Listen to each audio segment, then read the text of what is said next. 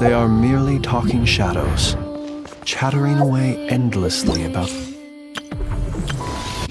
past affairs.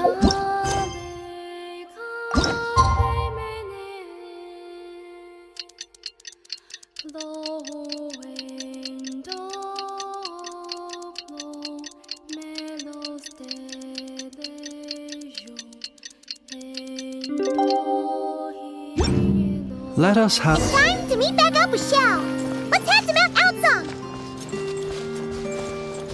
Wanton cruel...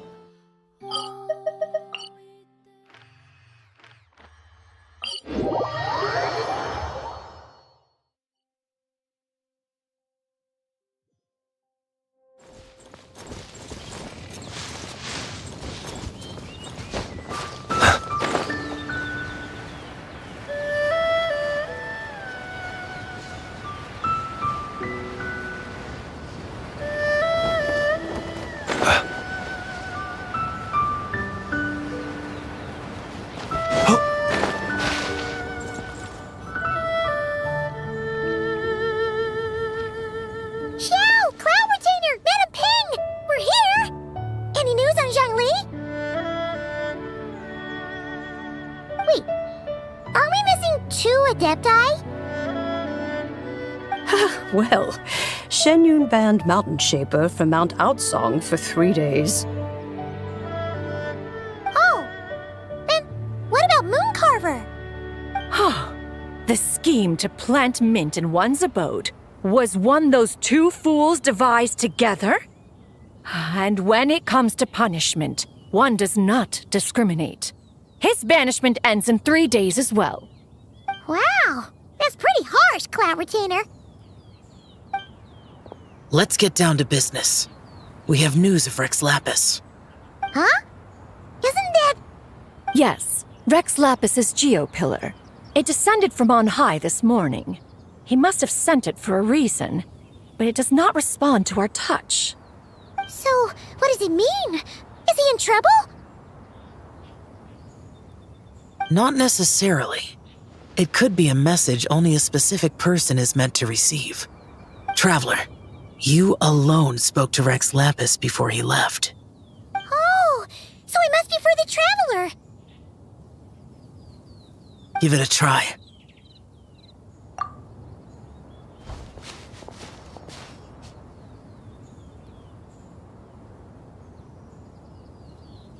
Come to the spring on Mount Qingse. I have left an entrance for you.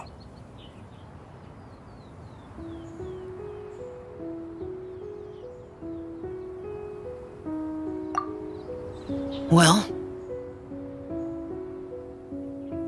Just as one surmised, it seems that Rex Lapis will not countenance our involvement in this matter.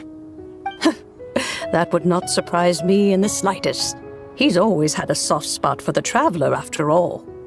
But be that as it may, we have served Rex Lapis for millennia now. In other words, I'm sure this has nothing to do with favoritism. He's probably just trying to protect us. that's right. So you mustn't let your guard down, even if Rex Lapis is by your side. All right, let's get going. We'll try not to keep you all waiting.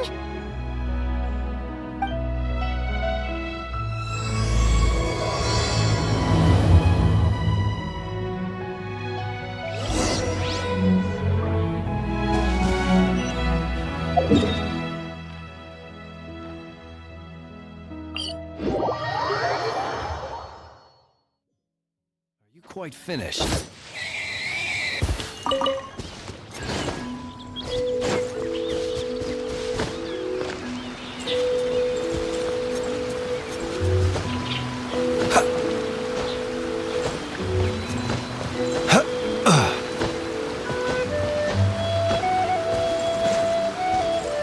Keep your eyes peeled.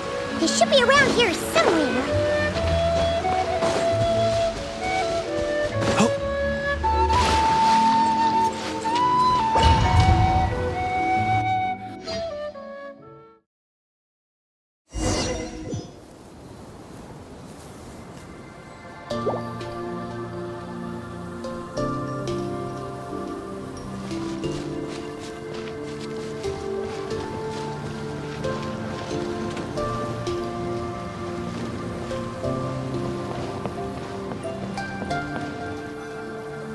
Who could have imagined that the once mighty Geo Archon might end up so, sitting on a humble stool in the woods, quietly weaving moon lanterns?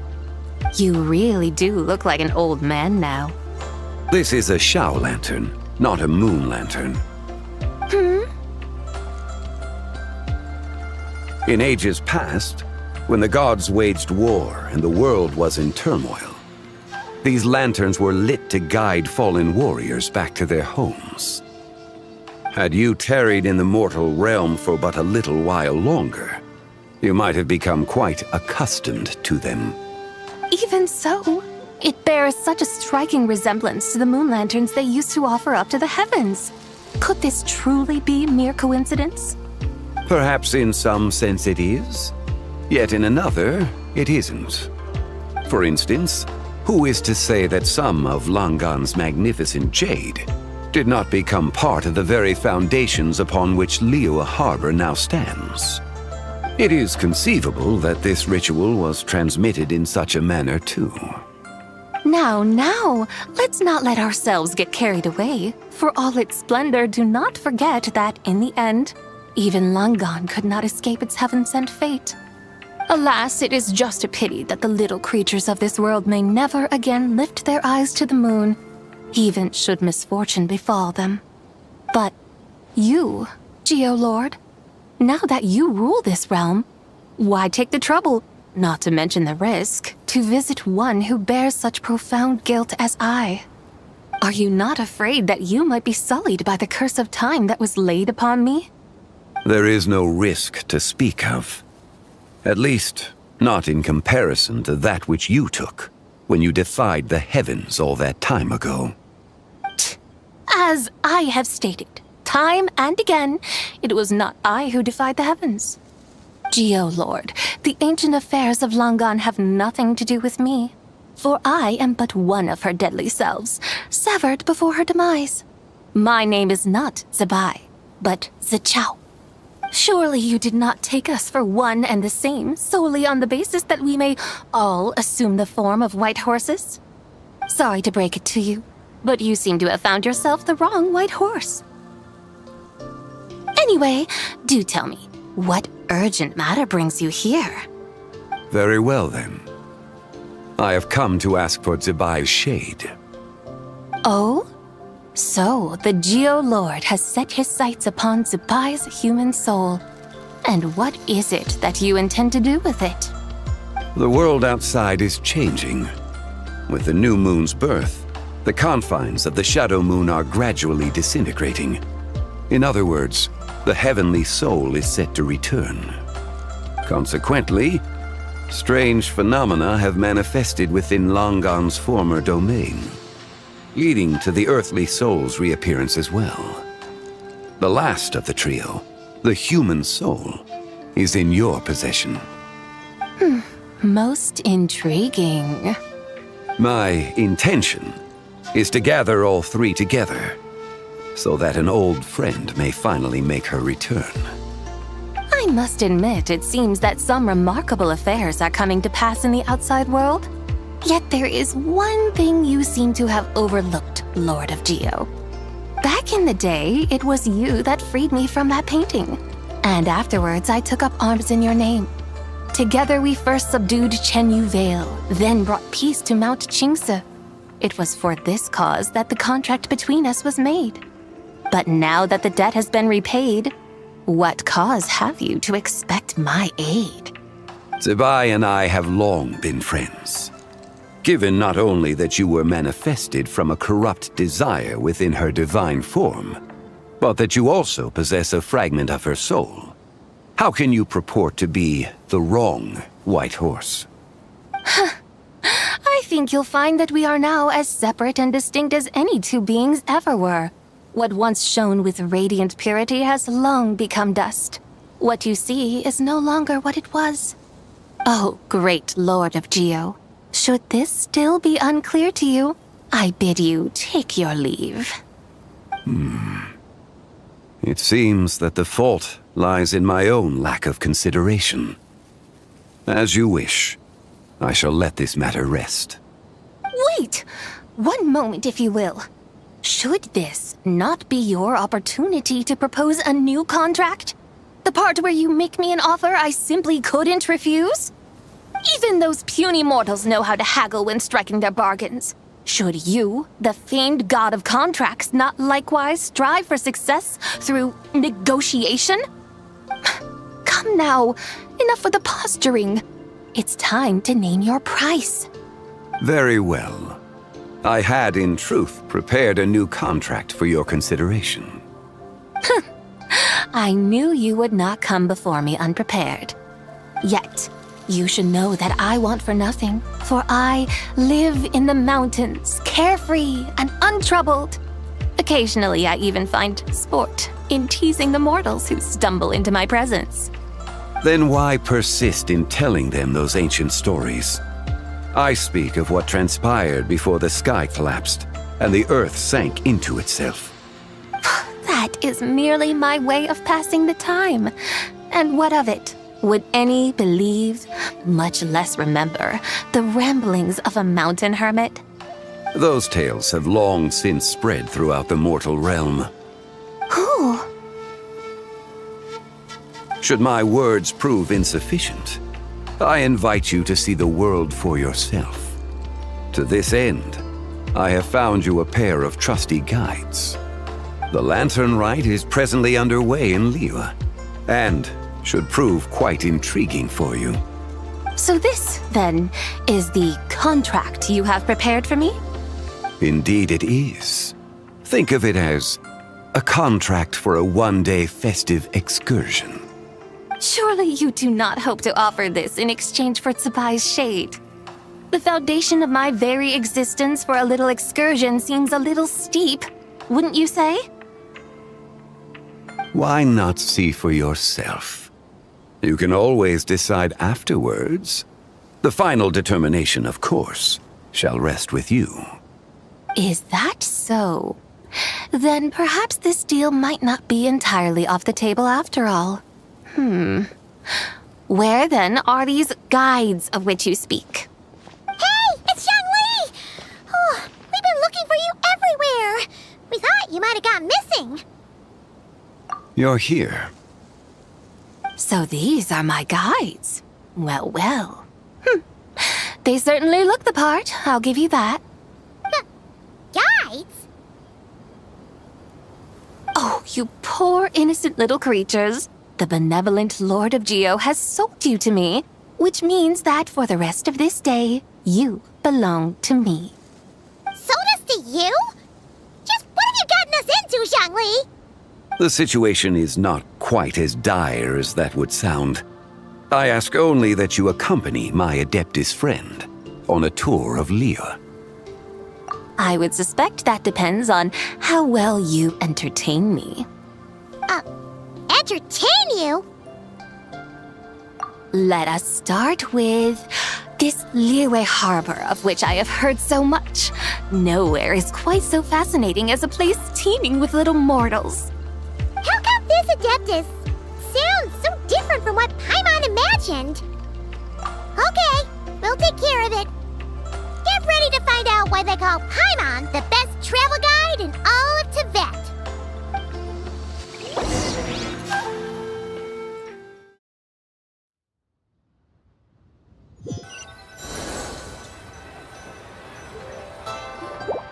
Look! We've arrived at Liyue Harbor. Not only is it Tibet's busiest port, it's also the beating heart of Liyue. So, dear Madam Adeptus, where would you like to go first? With humble fare and wine to sip, in comfort clothed and soul at ease, one eats, and all the heart's ills cease. So we're heading straight for the good stuff? Well, you're in luck, because Paimon's an expert when it comes to food. There are two main cooking styles in Liyue. Li cuisine, which is all about mountain delicacies, and Yue cuisine, which is centered on seafood. The most famous restaurants are Liuli Pavilion and Shinyue Kiosk. Oh, now Paimon's starting to drool. Guess our only option is to go try them both. 2 meals back to back. Both sound like excellent options to me. Are these the kind of establishments that most people might visit on a regular basis? Not exactly. Both Lee cuisine and Yue cuisine are known for their pricey ingredients. Definitely not what you'd call the budget options. But don't you worry about that. Just think of it as Zhang Li's little treat. Come on! Aren't you supposed to be pals with Hu Tao? I'm unsure we can afford to spend a little more of her mora at least. Hey! All Paimon wants is to provide our Adeptus with the best possible experience here. Don't you want that too? Both certainly sound like worthy choices. Just now, though, I happened to see a porter pass this way. Where might individuals like him go to eat? A hungry porter, huh? Oh! Paimon knows just the place! Yep. Nothing fancy schmancy there.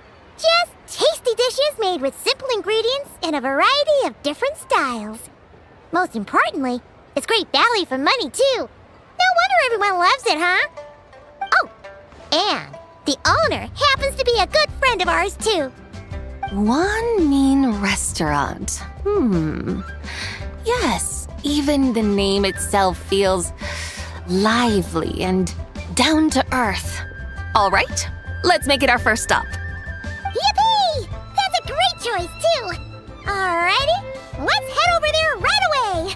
Paimon can't wait to dig in. Wamin Restaurant, here we come.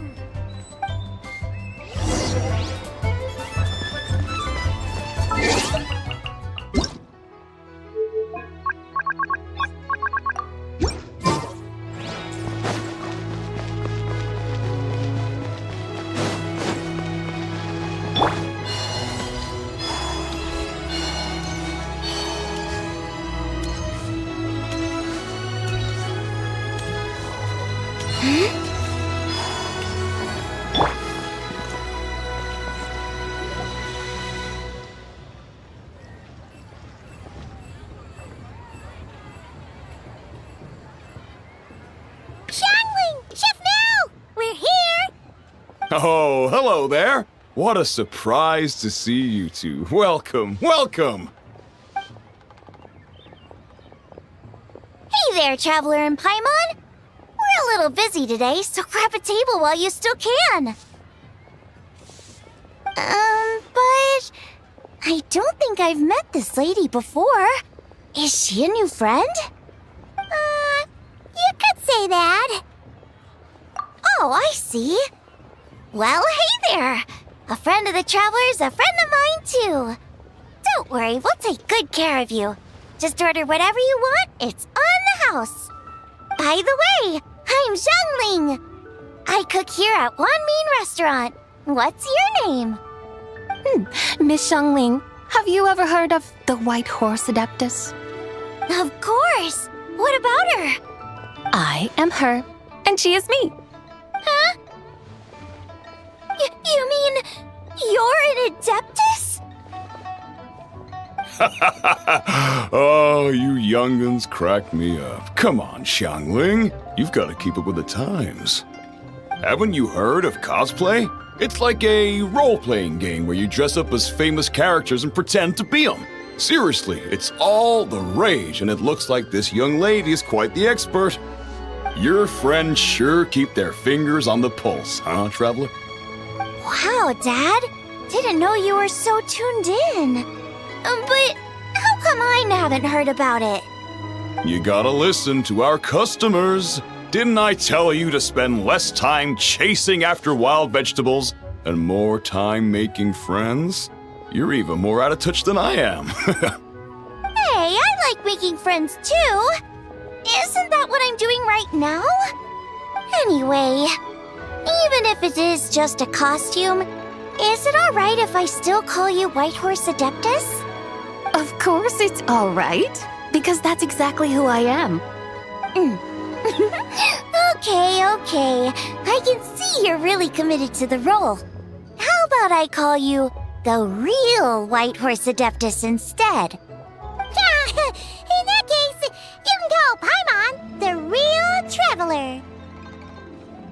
Yeah, right. You could have at least switched outfits. Puny mortals. Nevertheless, I suppose it might be amusing to indulge in your little charade, for a while at least. All right, go grab yourselves a table. I'll come take your order in a bit.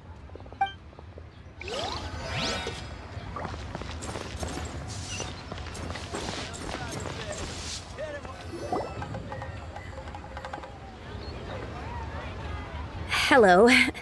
May I ask if Miss Xiongling and Chef Mao are here? Yeah, they're just over there. Wait a sec. Aren't you? So, what would you like to... You're... Hello, Miss Xiongling. It's me, Lu Xiongxiong, the one who broke some stuff here at your restaurant a few days ago.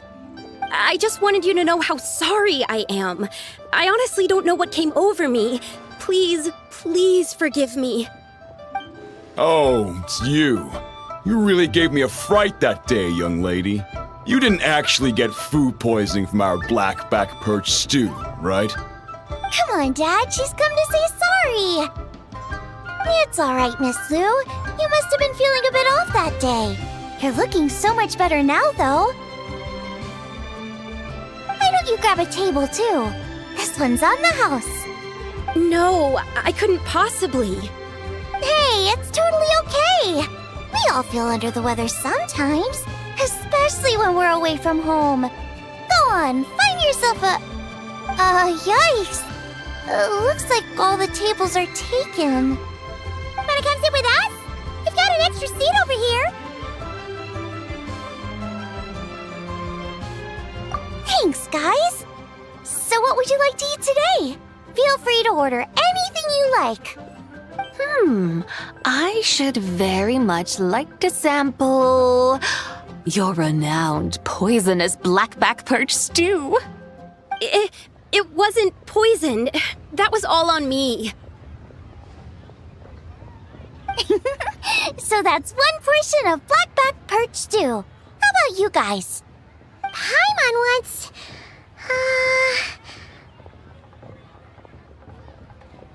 Sure thing! Looks like Paimon's having trouble making up her mind. Anyway, I guarantee you'll love it. Let me think. Well, since the blackback perch stew is on the spicier side, I guess it makes sense to balance it out with a serving of stir-fried shrimp. And since it's Lantern Rite season, you better try out the triple-layered consomme and come and get it too! Those are our seasonal specialties. As for the carbs, since we've got a full table, how about some right at home? Along with our special chili mince cornbread buns. Trust me, you won't be disappointed. Then for dessert, I'll whip you up some Lucky Snow Delight. I just came up with it a few days ago, and I can't wait for you to try it. Wow! Sounds like quite the feast! Looks like Paimon's in luck today! Am I the only one who thinks that's way too much? Not at all.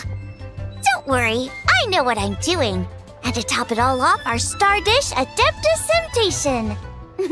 You should know that we don't often serve this here at Wanmin Restaurant. But since this is my first time cooking for the White Horse Adeptus, I'm pulling out all the stops. Okie dokie, just sit back and relax. I'll have your dishes out in no time. Hold on. Did I just hear Miss Xiangling mention the White Horse Adeptus? You did indeed. And you're looking right at her. That's a joke, by the way. She's cosplaying.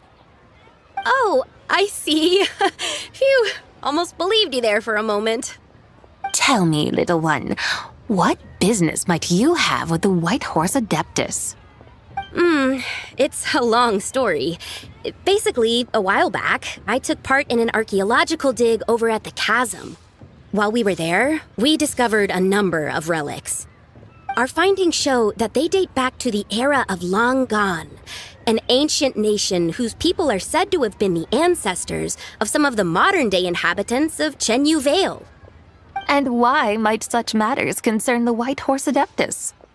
Because some of those relics not only seem to contain textual references to her, but even depictions of what she looked like. There have long been legends claiming that the White Horse Adeptus was a deity of that era, but there are plenty of other theories out there too. If I could just locate some more detailed records, I'm sure we'd be able to find out so much more. So you're into history? Well, to tell you the truth, I actually joined the archaeological team by sheer accident. But once I'd started down this path, I knew that I wanted to make something of myself. Recently, though, things seem to have taken a turn for the worse. Still can't believe I caused such a mess and even ended up hurting someone. Oh, so you're considering becoming a martial artist now instead? No, I mean, they weren't seriously hurt. It was just a few scratches, and they let it go after my mother compensated them. Either way, my career's pretty much over. And even though both the victim and the Ministry of Civil Affairs say they won't be pursuing the matter any further, my father says he's going to punish me according to our family rules. Family rules? Yeah, he's decided to ground me. I'll have to return to Chaoying Village after Lantern Rite, and goodness knows when I'll be allowed to leave again. Wow, that's harsh. Sounds like the kind of thing only rich, super traditional parents would do. We're not exactly rich, though. All we own are a few tea fields in Chaoying Village and a guest house in Liyue Harbor. A guest house? It isn't Baiju Guest House by any chance? Yep, he's my grandfather. So you've heard of the guest house before? Small world, huh? Come to think of it, didn't Boss Lu mention something about hoping that the White Horse Adeptus would show up and let her divine power be known? Sure, but Paimon's guessing this wasn't exactly what he had in mind. Little one, it sounds to me that your family is rather well off after all. What then drew you to archaeology? Why subject yourself to such unnecessary hardships? Even if I stayed at home, there's no guarantee I'd lead a nice, easy life. Just look at my father. Recently, my grandfather put him in charge of the guest house, and he came up with a bunch of ideas right away, starting with changing its name. That didn't turn out well, though. My grandfather yelled at him for days, even calling him a bad son, and they still haven't let it go. Oh! Paimon thinks we might have heard about that too. Long story short, being dependent on others is never fun. You just end up being completely under their thumb. That's why I want to make it on my own out here, no matter how hard it is. After all, as the saying goes, to rise above others, one must endure the hardest of hardships. What's so funny about that? You poor, innocent little creatures never fail to amuse me. To think you would endure all manner of hardships in your brief time on this mortal plane, and all that merely to rise above others. I would have thought that the wiser path would be to simply roam this world as I do. Huh? Tell me, what is it that you truly delight in? Archaeology? Martial arts? Tea planting? Or perhaps the keeping of a guest house? What I delight in? Yes! Surely there must be something you don't find quite so exhausting. Whatever delights you should not feel like a burden.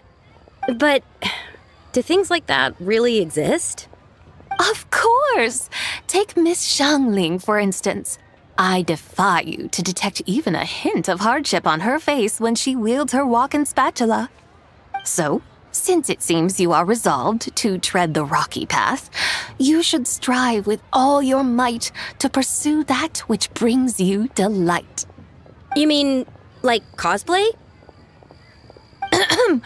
I suppose you might say that. Looks like the White Horse Adeptus is really getting into her role. I think I get what you mean then. Maybe I should have a chat with Miss Xiangling before I head home. Okay, everyone. Sorry to keep you waiting. Here's your food. Wow. It all smells so good. Oh, finally! I get to try that famous poisonous stew. Hey, didn't you hear what Shang said? It wasn't the stew. If anyone's to blame, it's that other you. What's up?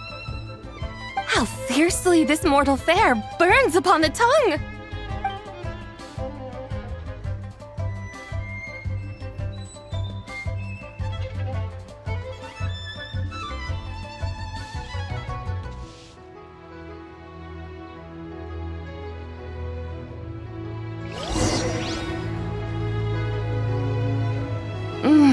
Most satisfying as poisonous stews go.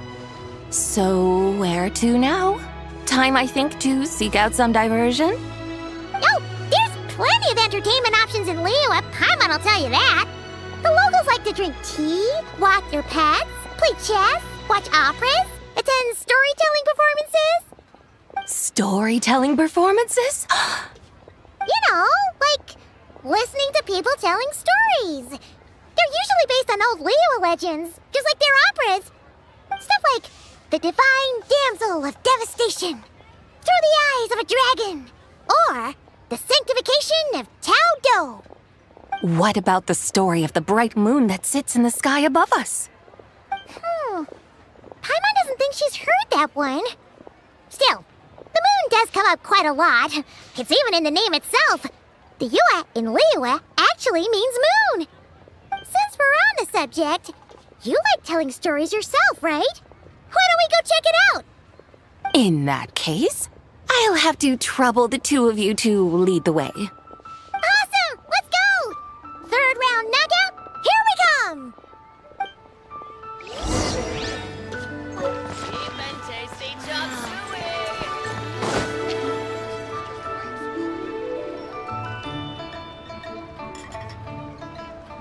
What a tongue twister! I'd have made a complete fool of myself if I tried to say it on stage without practicing it first. Huh! Call yourself Iron Tongue, Tien. Wobbly Tongue, Tien, more like.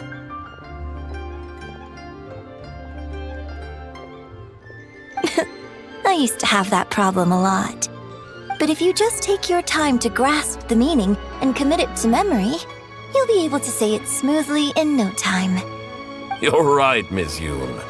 I'll give it another try. Hey, Yunjin! Fancy seeing you here! What are you two talking about?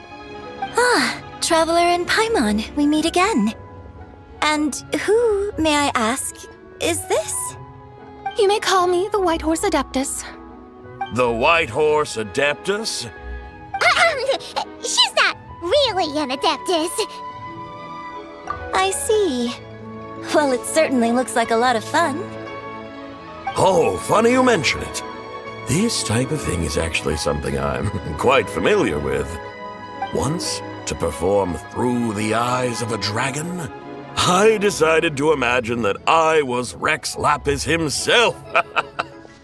It was the only way to truly inhabit his mindset and understand his resolve to quell those demons. Sounds like you just wanted an excuse to feel all big and powerful. Hey, that's... You just don't understand how inspiration works. You're one to talk. Paimon's traveled all over with the Traveler, and she's seen things that would make your jaw drop. All right, then. Since you claim to be so knowledgeable, why don't you prove it by reciting an ancient poem? An ancient poem? Which one? Ha! See? You mean to tell me you've never even heard of the ancient poem called An Ancient Poem? What kind of a title is that? Quit teasing, Paimon. We only just found out about that ourselves. He's talking about the writing on those ancient relics. When we first saw it, we couldn't figure out what it all meant. So in the meantime, we decided to just refer to it as an ancient poem. However, thanks to the painstaking work of the scholars who were tasked with decoding it, it seems like that's exactly what it was. Or rather, an ode offered in veneration of the moon and the white horse Adeptus. Oh, yeah! Didn't Kuching mention that before? It's got something to do with Longon, right? That is correct. The Ministry of Civil Affairs has issued a notice stating that, although it is true that the moon may disappear tonight, we should be in no danger. In other words, there's nothing to fear. But if you're worried, we can always take a leaf from the Book of the Ancients. By reciting this poem, I mean, and calling for the White Horse Adeptus' aid. If we do that, I'm certain she'll protect our moon and keep us safe. Seriously? Paimon has to get a look at this.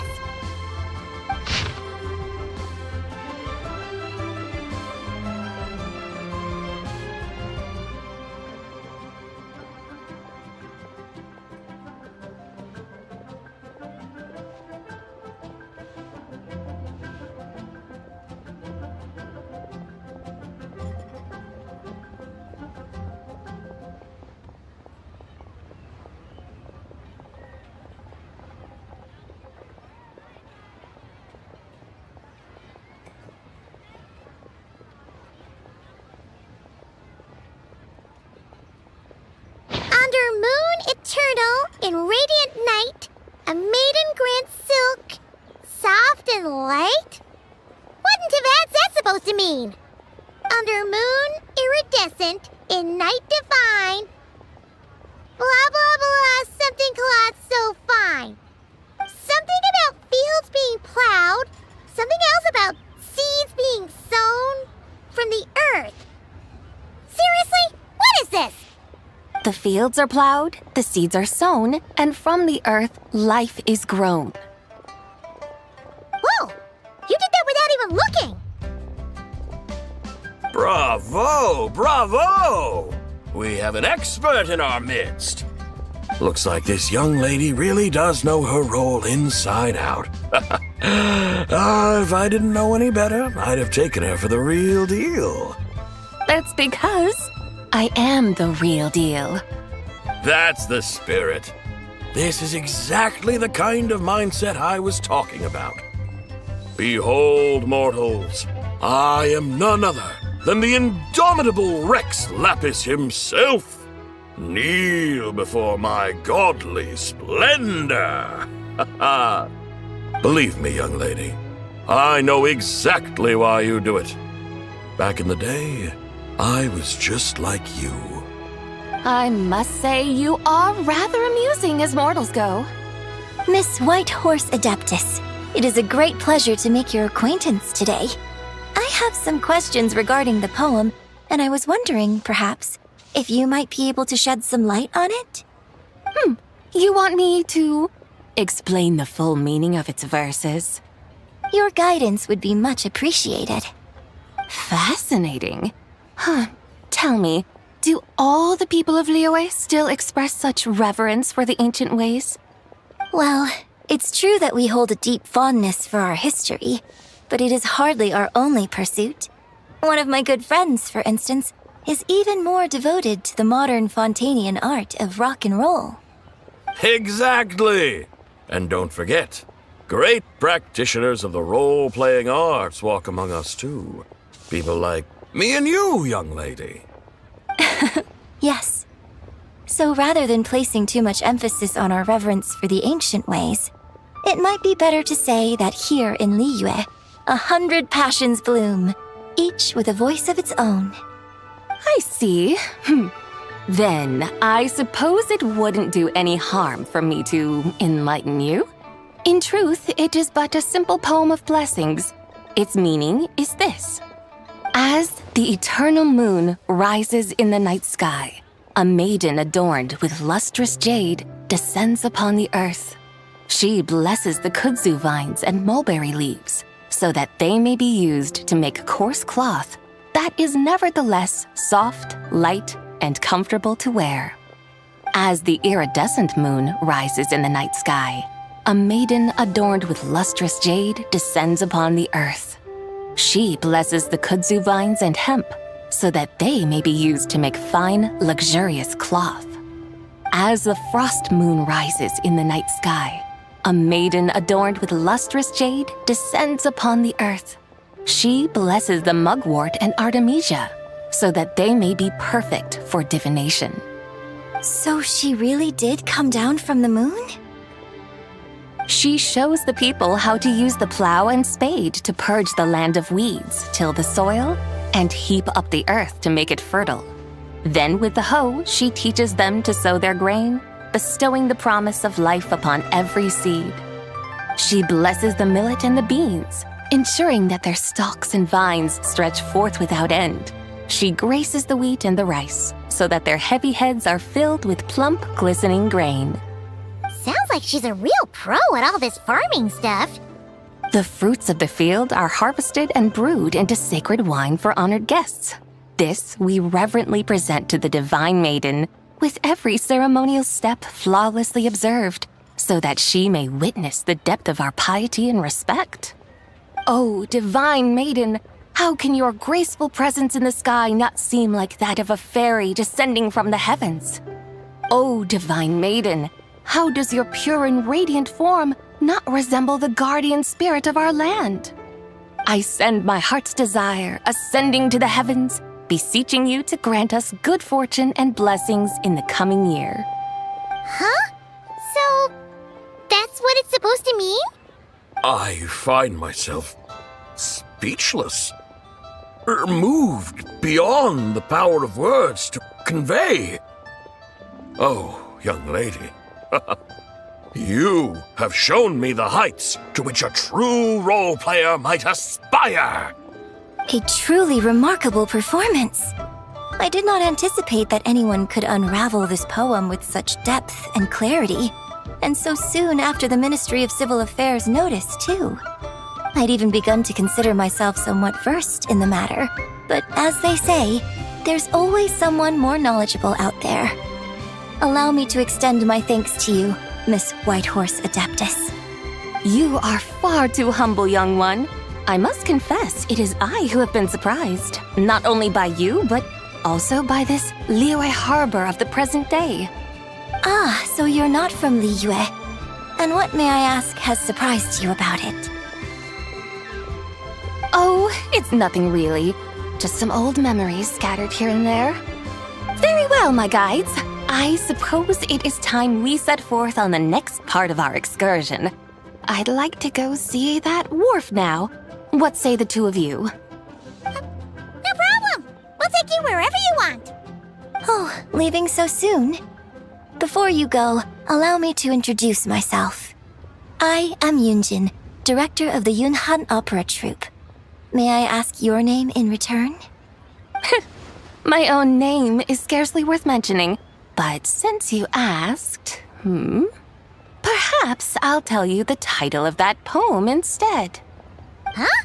So, it isn't actually called an ancient poem? Of course not. Its real title is Odes of Long Zabai. Odes of Long Zabai. All right then, until we meet again.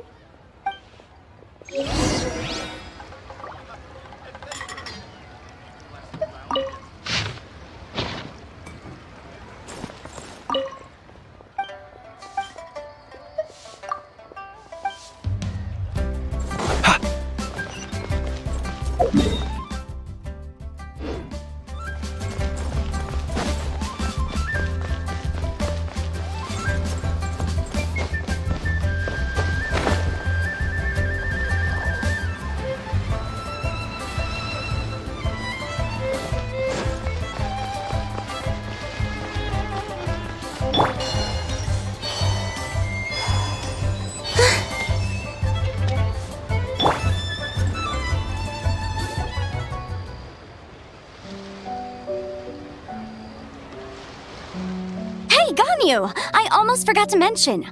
On my recent trip to Notcry, I came across something really fascinating in the Frost Moon Scion's library. I found records in their collection of another divine envoy living on the moon. A divine envoy on the moon? You don't think it could have been referring to the White Horse Adeptus too, do you? No way to say for sure, Still, the similarities between our legends are intriguing, to say the least. Isn't it amazing? Especially when you consider how far apart we are. It truly is. We might live in different lands, but when we look up at the night sky, we all see the same moon and stars. Right? It's like we're all bound together, no matter where we are. When you think of it like that, it's almost as if our friends from other nations will be right here celebrating with us. Isn't that a wonderful thought? No wonder you were so excited to go see the giant lantern when you first got back. Sounds like you're a real fan of the White Horse Adeptus, huh? I guess you could say that. Just a pity she's so elusive. Even Granny's never met her, you know? Maybe she really is just a legend after all. Hey, Yanfei and Ganyu! Trust, Paimon. The White Horse Adeptus is as real can be. Huh? Oh, look! It's the Traveler and Paimon! Feels like I haven't seen you two in, like, forever. Happy Lantern Rite. It's so good to see you again. Hey, you two. Happy Lantern Rite. Did I hear you right just now, Paimon? Does that mean you've actually seen the White Horse Adeptus? She has indeed. And now, so have you. And you are? Why, who else? The White Horse Adeptus, of course. Could you maybe start with something else next time? You're the White Horse Adeptus? That's right. Allow Paimon to introduce you to our new friend, Zichao. She's been low-key obsessed with cosplaying the White Horse Adeptus ever since we met her. I see. Well then, greetings, Miss Zichao. My name is Yanfei, and recently I've been low-key obsessed with learning everything I can about the White Horse Adeptus. I'm sure the two of you will get along like a house on fire. Oh, and by the way, I'm Ganyu. So, Miss Zichao, you must be here to see the giant lantern too, right? A horse-shaped Zhao lantern? Is that what I think it is? That's right. A lantern made to honor the White Horse Adeptus herself. Isn't it gorgeous? Huh? What are you laughing at? Both the lantern and myself. What do you mean? Oh, this lantern truly is an artistic masterpiece. But tell me this, have any of you ever seen a horse before? Come to think of it, Paimon can't remember ever actually seeing one herself. What about you, Traveler? Oh, this horse appears to be mid-trot, but it has adopted what is called a lateral gait, where the legs on one side of the body move together in unison. A rather rare sight indeed. Just now, I suddenly pictured myself, I mean, the White Horse Adeptus running the same way. The image was so absurd, I could barely contain my mirth. Oh, really? I never knew that. You learn something every day, huh? Oh, come on! It's basically a giant piece of fan art! Who cares if it's different than the original? I was merely laughing at my own ignorance. I came here thinking that the White Horse Adeptus's tale had been long forgotten. Yet here I am, gazing upon a lantern made in her honor. Well, you couldn't have been more mistaken. There are so many tales about the White Horse Adeptus, I'm starting to lose count. Just off the top of my head. Just so you know, Yanfei, we've heard it all like a million times before. But there's one thing I can guarantee that you haven't. Huh? You mean like a new chapter of her stories come to light? Mm-hmm. And I heard it from Ganyu just yesterday. Hey, why don't you share it with the others? Sure, no problem. Where to begin? Do you guys still remember what Liyue's Moon Chase Festival is about? Of course! It's a festival held in honor of the Stove God. That's right. But it took a really long time for the Stove God Festival to become what it is today. In its earliest form, it was actually an adeptal ritual known as the Moonchase Rite. Paimon remembers Madame Ping mentioning that before, but she never explained exactly what it was. According to Cloud Retainer, the Moonchase Rite was originally a ritual meant for communicating with the moon. Communicating with the moon? But for what purpose? At first, Cloud Retainer wasn't entirely sure either, as it was always Rex Lapis who performed the ritual. Whoa! Rex Lapis did it himself? Must have been a really important ritual. That's right. Unfortunately, despite numerous attempts, they never actually received any response from the moon, which is why they eventually stopped performing it.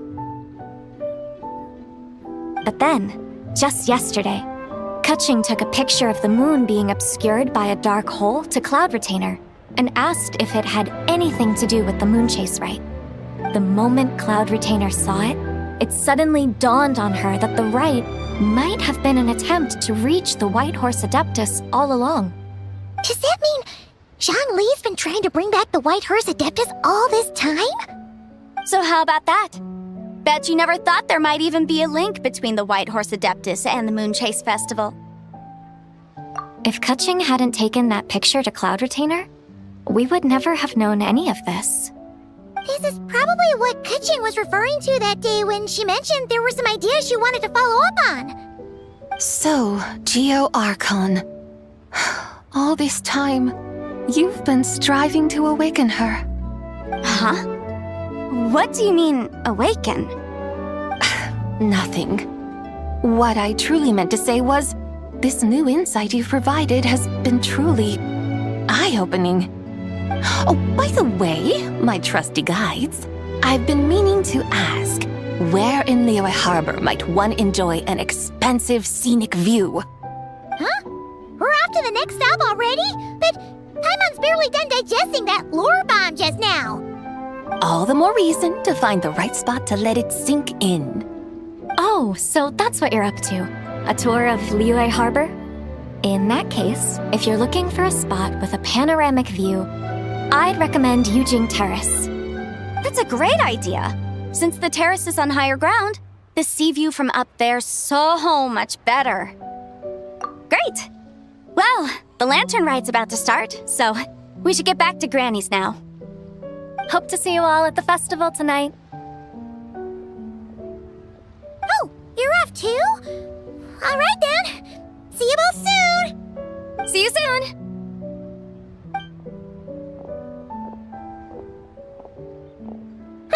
Very well, my guides. What are we waiting for? Okay, you're the boss. Yujing Terrace it is. After all, the customer's always right. Something else you needed to do? Oh, Paimon likes that idea. And what, may I ask, is a photo? It's this awesome invention that lets you record moments in the blink of an eye. Except, you've got to try not to actually blink. Oh?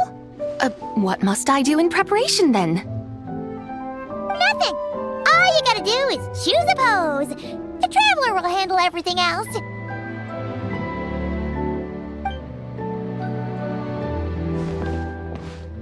Come on, let's give it a try. Look, we got a great picture. Paimon's gonna call it The White Horse Adeptus Meets the White Horse Adeptus in Liyue Harbor.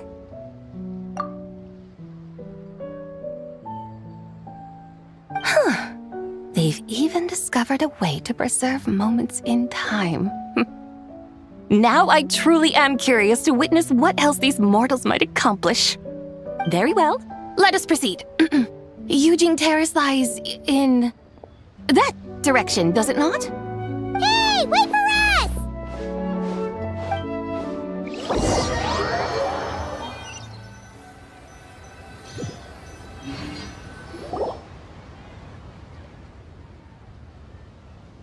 Truly a marvelous view if ever there was one. It seems the charm of this Liyue Harbor is only heightened by the sun's dying light. Mm-hmm. And soon, people will start releasing their shell lanterns to mark the most important day of the year. Practically everyone will be with their friends and family, eating a big meal, chatting, and even setting off fireworks. Trust Paimon, it'll look even more amazing then. What do you say? Want to stay to see that? No need. Let us bring this weary day to a close. Weary day? You mean you didn't enjoy your tour? I had imagined you would arrange for me to witness some grand spectacle.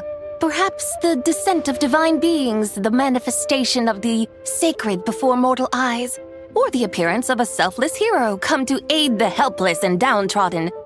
Or, should that not come to pass, then at the very least spend a little more coin. For that, it seems, is how one finds true enjoyment. Alas, but there was none of these. Instead, we merely filled our bellies, listened to tales, and gazed upon a crude imitation of my likeness. And now the sun begins its descent. What a day of quiet tedium. Well, we're so sorry. If we'd known that was what you wanted, we'd have done it all differently. It's all that Zhang Li's fault for not making the customer's requirements clear. Well, it's too late now. Do you still believe I would part with that soul fragment, now so intertwined with my very being? But... I knew you were the more astute of the pair. Huh? You were just trying to scare Paimon? It seems the realm of the Geo-Archon has a way of making one more stony-faced. So, you were just pulling Paimon's leg? Of course. I was merely engaging in a little banter with the two of you. Long ago, I shared tales with various mortals who chanced upon my mountain abode. Never did I imagine that those stories would endure. It seems I greatly underestimated them. Perhaps, as your Geolord said, a few pieces of ancient Langan's magnificent jade have truly become part of the very foundation of this land. So, you've decided to help us? Again, that goes without saying. I made up my mind some time ago now. When I beheld a rather intriguing scene as I set foot in this city, I saw porters passing through the alleys, setting down heavy wooden crates from their weary shoulders, peddlers pushing carts as the kites and lanterns upon them rustled gently in the breeze. I saw cooks cooking, actors acting, scholars reading, soldiers marching, children playing, elders resting, officials officiating, and the common folk absorbed in this or that, reveling in the simple joys of life. Some, it seems, have already found that which stirs their hearts, while others continue to fret, troubled by uncertain futures. Yet, in this gentle and serene order, each holds fast to their anticipation, not only for the celebrations to come, but also for the first light of the morrow. Scenes I once yearned to behold now unfold before me, no longer in Langan, but in Liyue Harbor, thousands of years on. How wondrous is this mortal realm! Thank you, Whitehorse Adeptus! Thank you so much! Adeptus, Adepti, perhaps the singular art in which we are truly proficient is that of sequestering ourselves within the high mountains. But once we leave our mountain refuge, we find ourselves drawn back to mortal ways all the same. So, it is I who should offer my thanks to the two of you. Traveler, Paimon, you have made this day more delightful than any I've known in a long, long time. Come now, and take what it is you need. You mean, like, right now? But don't you think we should wait for Zhang Li? That won't be necessary. All things shall meet again in their time, for the waters know no rest, and the flowers their appointed season. One need not fear that life is but a journey of goodbyes.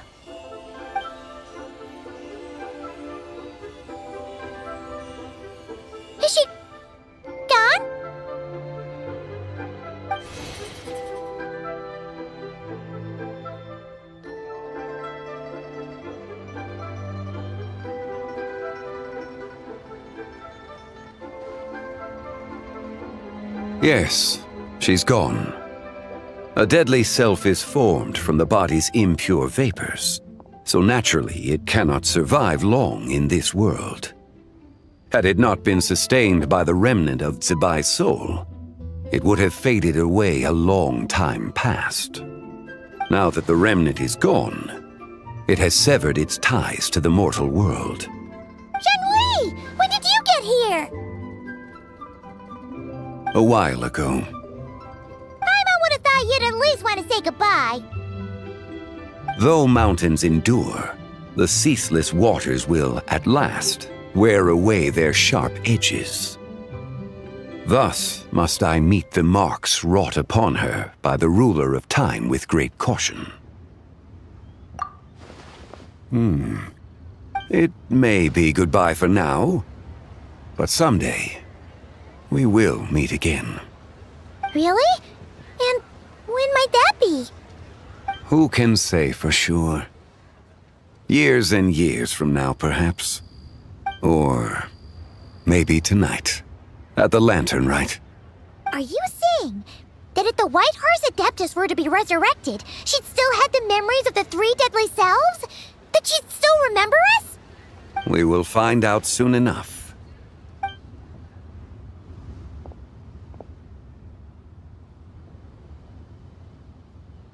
It is time. The rite is about to begin.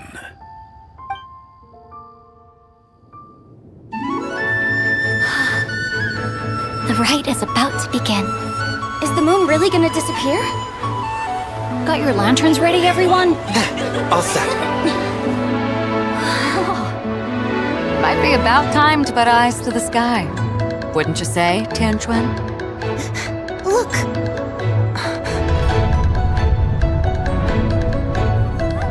When the sun's out, eat the sun. When the moon's out, eat the moon.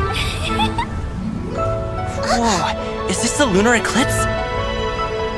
Under moon eternal, in radiant night, a maiden grants silk, soft and light.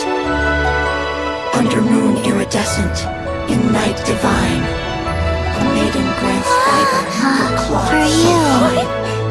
Under moon of frost, in night so great, a maiden grants tools to divine our fate. The fields are plowed, the seeds are sown, and from the earth, life is grown. The seedlings stretch, the crops do rise, and all unfolds before our eyes. Fruits are gathered, sweet wine is poured. These gifts we offer to our Lord. Pure as heaven, so fair and bright, she shines as light in this dark night. And with her does this, wish take flight.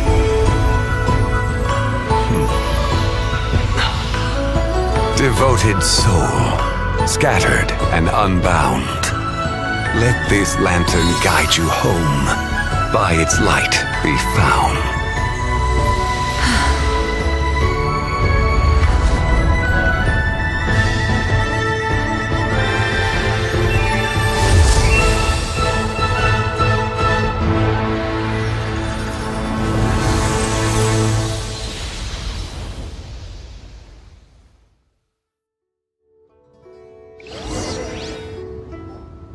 Did we do it? Do we finally get to meet the real White Horse Adeptus?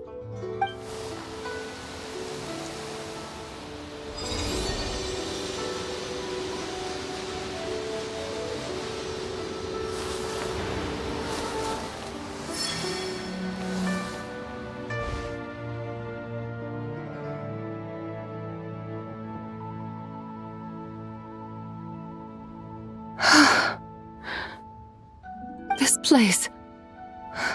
Where am I?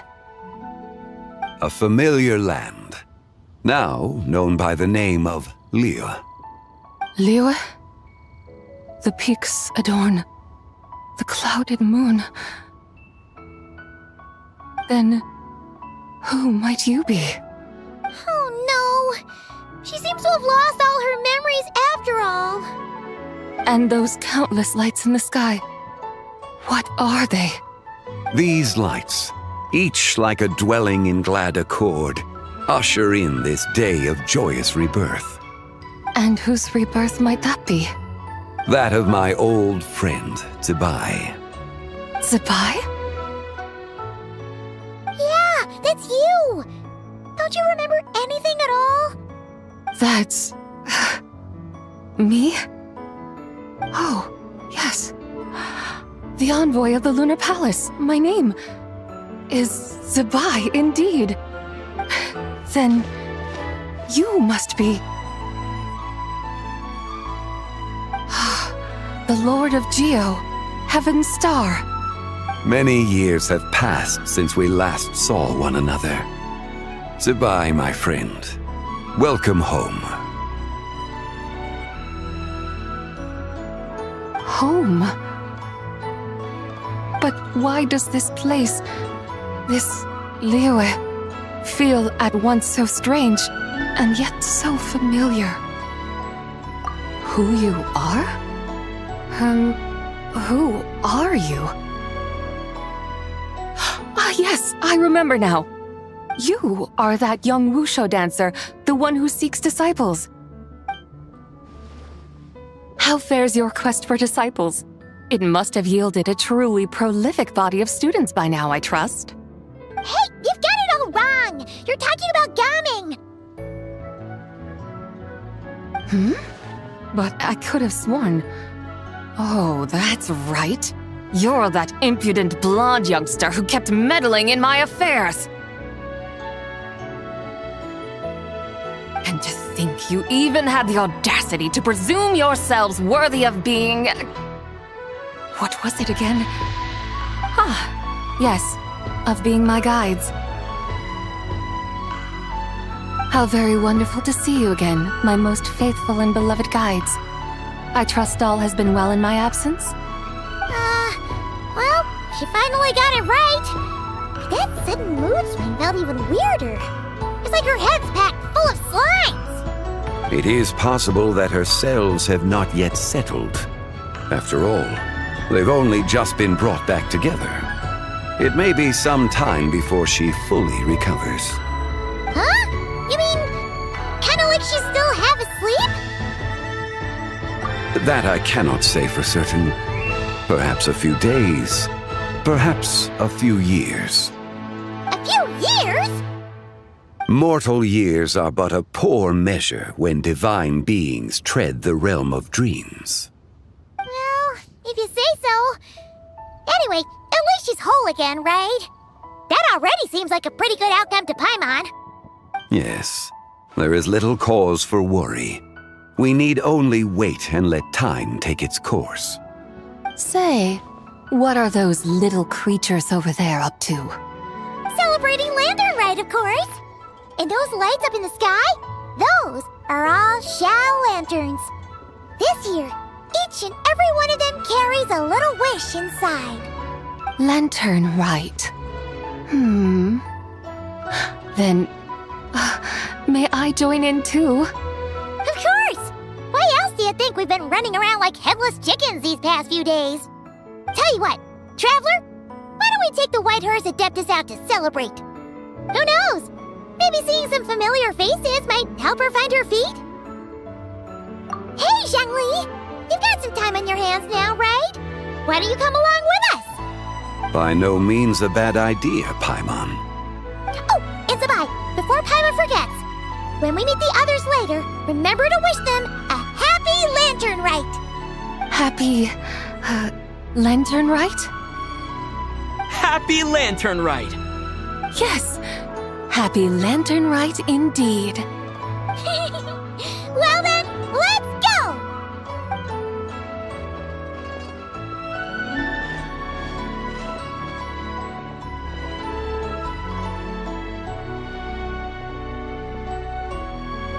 Lantern Rite. A night of joy, reunion, and moonlit blessings for all.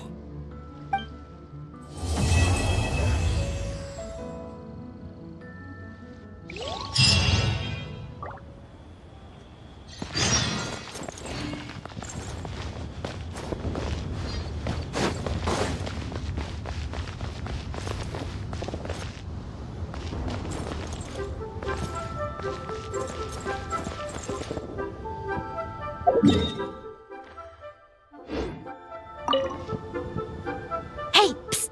Over here! Over here! Oh, I knew you wouldn't miss Lantern, right? I was wondering when I'd bump into you. No. I can't be working at every Lantern right now, can I? I really am here on vacation this time. Yup. Miss Pingshi said she'd find a professional photographer to take a good portrait photo. Hey, wait a sec. Don't tell me... Oh, it really is you! That's perfect then! Come on, take my photo. Let's see who's better behind the lens. So, ready to start? Alrighty! Can't take a picture without posing for the camera, though. Any suggestions, Traveler?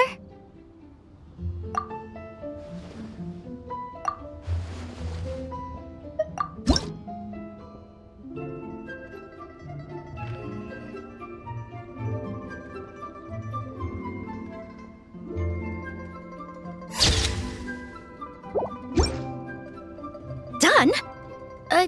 Did you adjust the lens and check the lighting? Make sure the focal length was properly set? Let me check. Wow, you actually nailed everything! Oh, a shot like this is front page quality! Next interview, I'm definitely bringing you along. Imagine the amazing shots we could take together!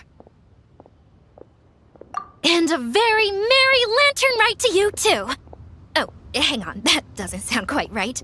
Whatever. Have lots of fun!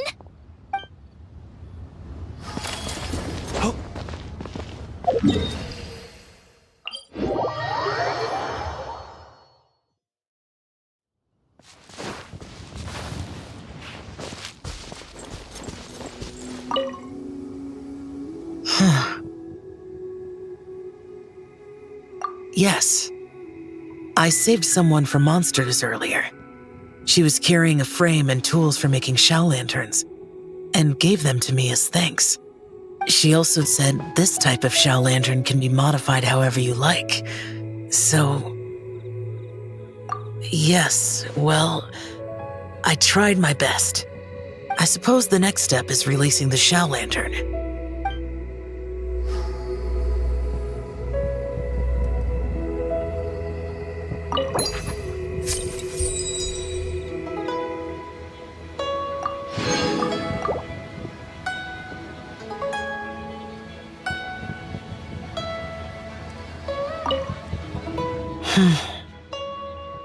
Happy Lantern Rite to you as well.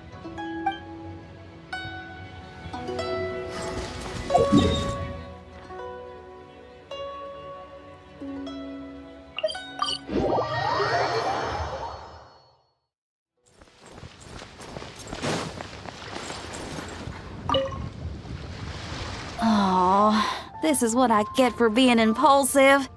Making a shower lantern's no joke. Traveler? Oh, ain't that something? It is you! Happy Lantern Rite. Yeah, Miss Pingshi gave me the frame, but I designed all the details and made all the ornaments myself. Pretty rad, huh? I even gave Hu Tao a few. Oh, shoot. I totally forgot I promised Hu Tao I'd help her make some shower lanterns too. I gotta release this one pronto.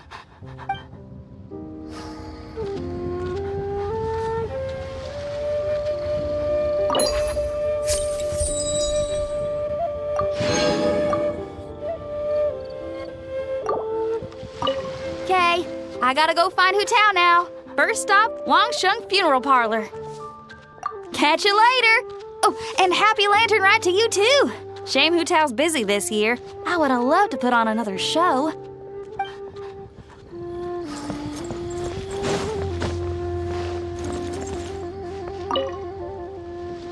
Leo has got so much delicious food.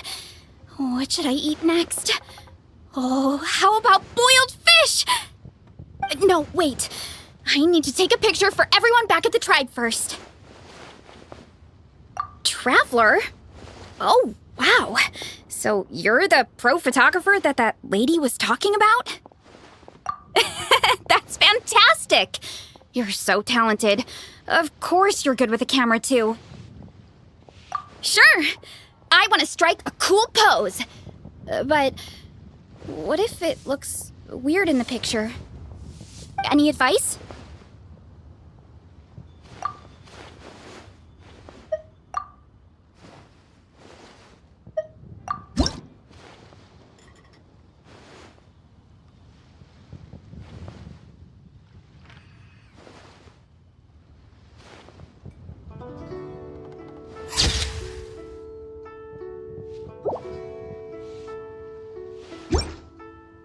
Done already?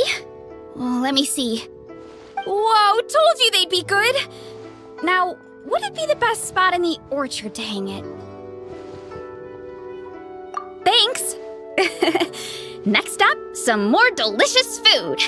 Starting with... boiled fish.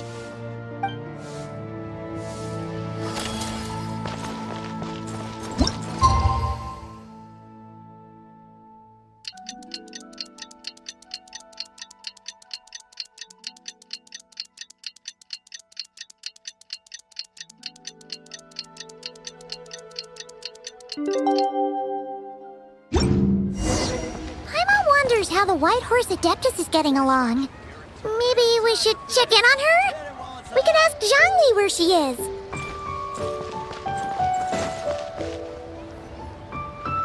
Oh, looks like Zhangli hasn't stopped by for tea today. Hey, are you two looking for your friend? Try going up that way. Is Zhangli up that way? No, but that young lady who was dressed up as the White Horse Adeptus the other day is. She's your friend, right? I just saw her head toward Wanmin Restaurant. I was wondering why she was eating alone. But then you two showed up hot on her heels. Oh, what luck! We were just on our way to find her. But what's she doing at Wanmin Restaurant? I have no idea. I said hello, but she completely ignored me. She couldn't have forgotten who I am, right? I mean, we're kindred spirits, aren't we? Maybe she's still half asleep, but her brain might be a little fuzzy. Oh, that makes sense. I was wondering why her eyes were so red. Her eyes were red? Oh, that doesn't sound good. You young people, staying up all night because you think you're invincible. Look at your friend, missing out on sleep so she can pretend to be the White Horse Adeptus. That's where that leaves you, you know. A word to your friend from someone who's older and wiser. She really needs some rest. Paimon won't be so certain about the older and wiser part. Yeah, what was that? Hurry along, then. Oh, and don't forget to come back and check out my Rex Lapis cosplay when you're done.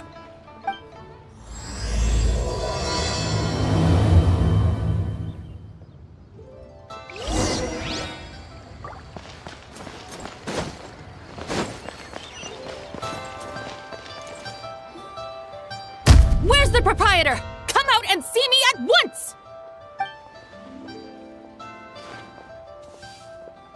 Xiangling and Chef Mao aren't here right now.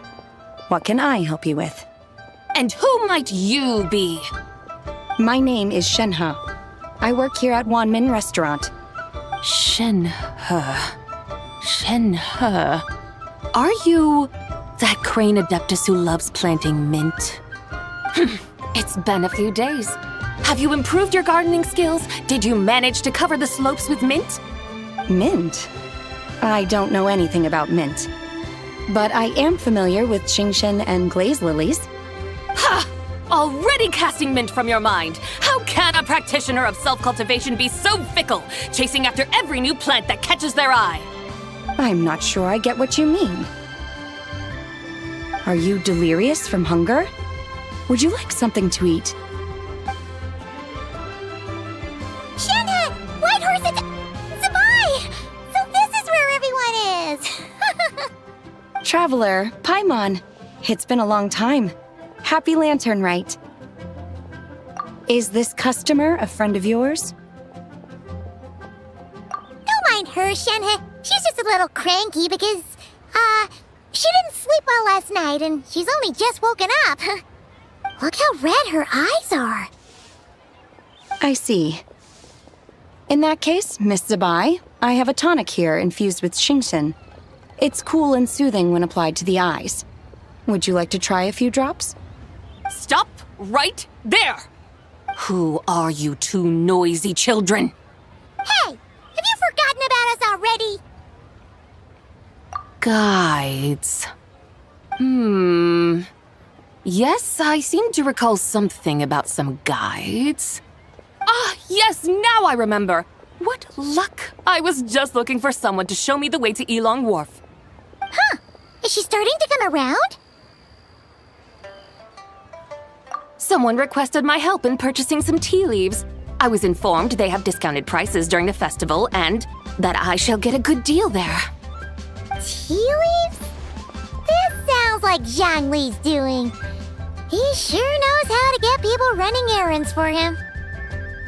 Your friend Rex Zhongli initially requested the most expensive tea, but then a young lady in a hexagram hat mentioned he'd burned through the Wangsheng funeral parlor's yearly expenses at an exhibition a few days ago. As such, he is only permitted to buy items that are discounted this month. Oh, that's his boss, Hu Tao. It's about time she realized the problem and put a stop to his spending sprees. Oh, I see. So that's why you're here. Unfortunately, Wanmin Restaurant doesn't sell tea leaves. If you're truly in need, I could gather some wild tea from the mountain slopes.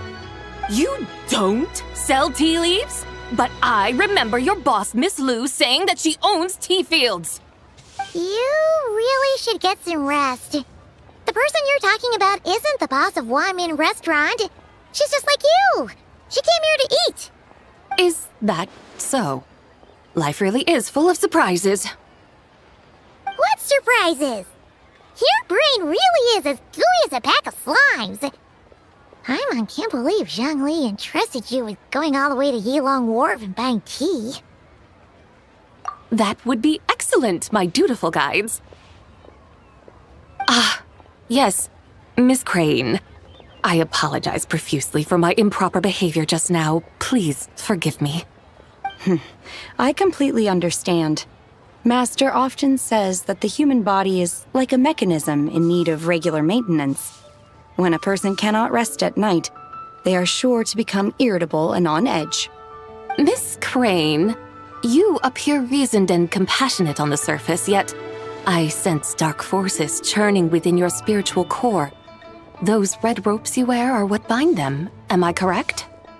Oh, you can sense that? Indeed. I also sense that with your strength, you might try undoing one or two of those bonds when training. Untie Shenhe's ropes? Wouldn't that be risky? Though the use of red ropes to bind the soul is a wondrous technique, practitioners must eventually learn to break free from external aids and look within themselves for restraint. Master has told me similar things, but I am not ready yet.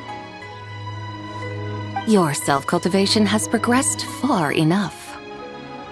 Then I will seek further guidance from my master. If you still have doubts, you can find me at the Baiju Guest House.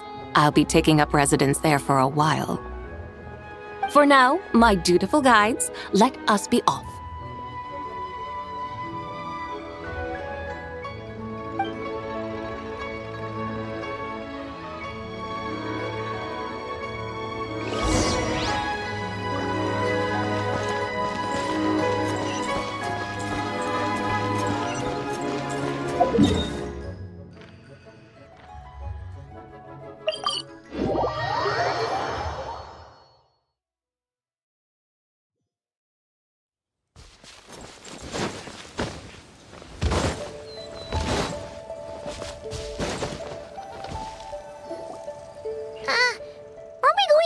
Wharf?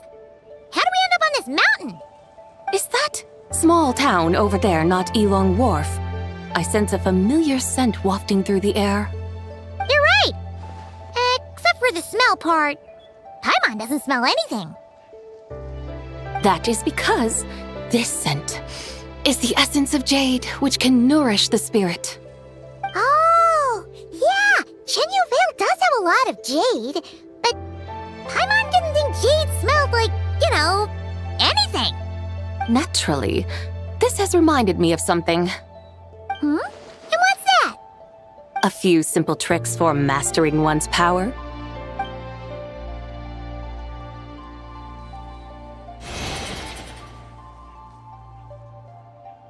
What is that thing? I'm sure you've been to Elong Wharf many times before, but I wonder if you've done so while cruising through the air. You've been such dutiful, dedicated guides, so allow me to offer this fresh experience as recompense. Please step in.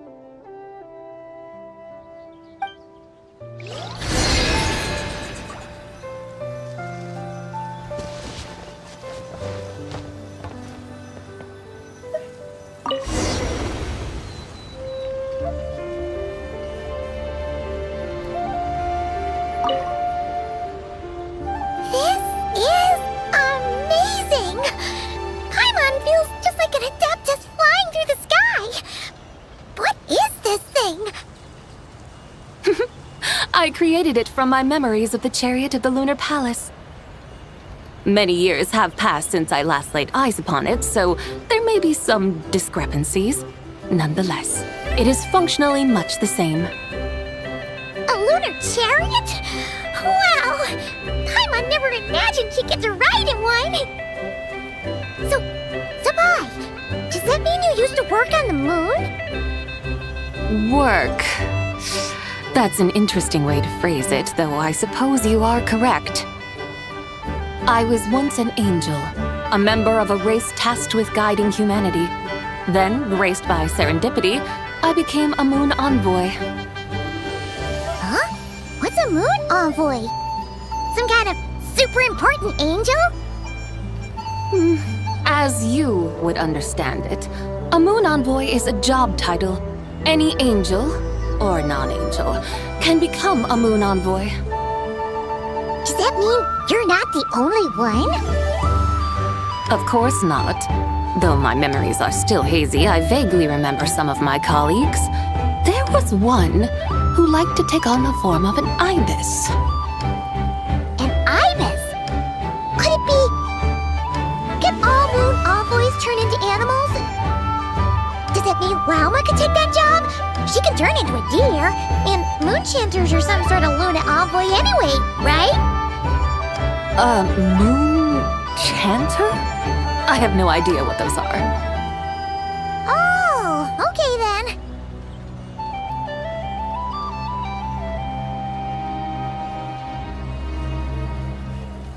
Look! Paimon thinks she saw a tea vendor over there!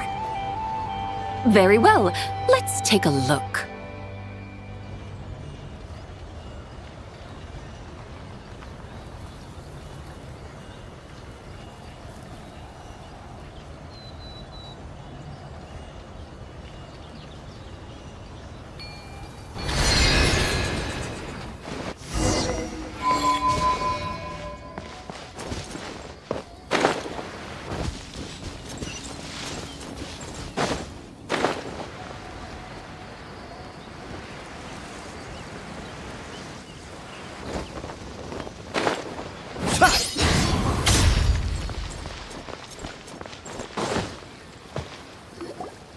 Welcome, please have a look around. We only sell teas of the finest quality sourced directly from Chaoying Village. Right now we're offering a special discount for Lantern Rite. Look over there! Discounted tea!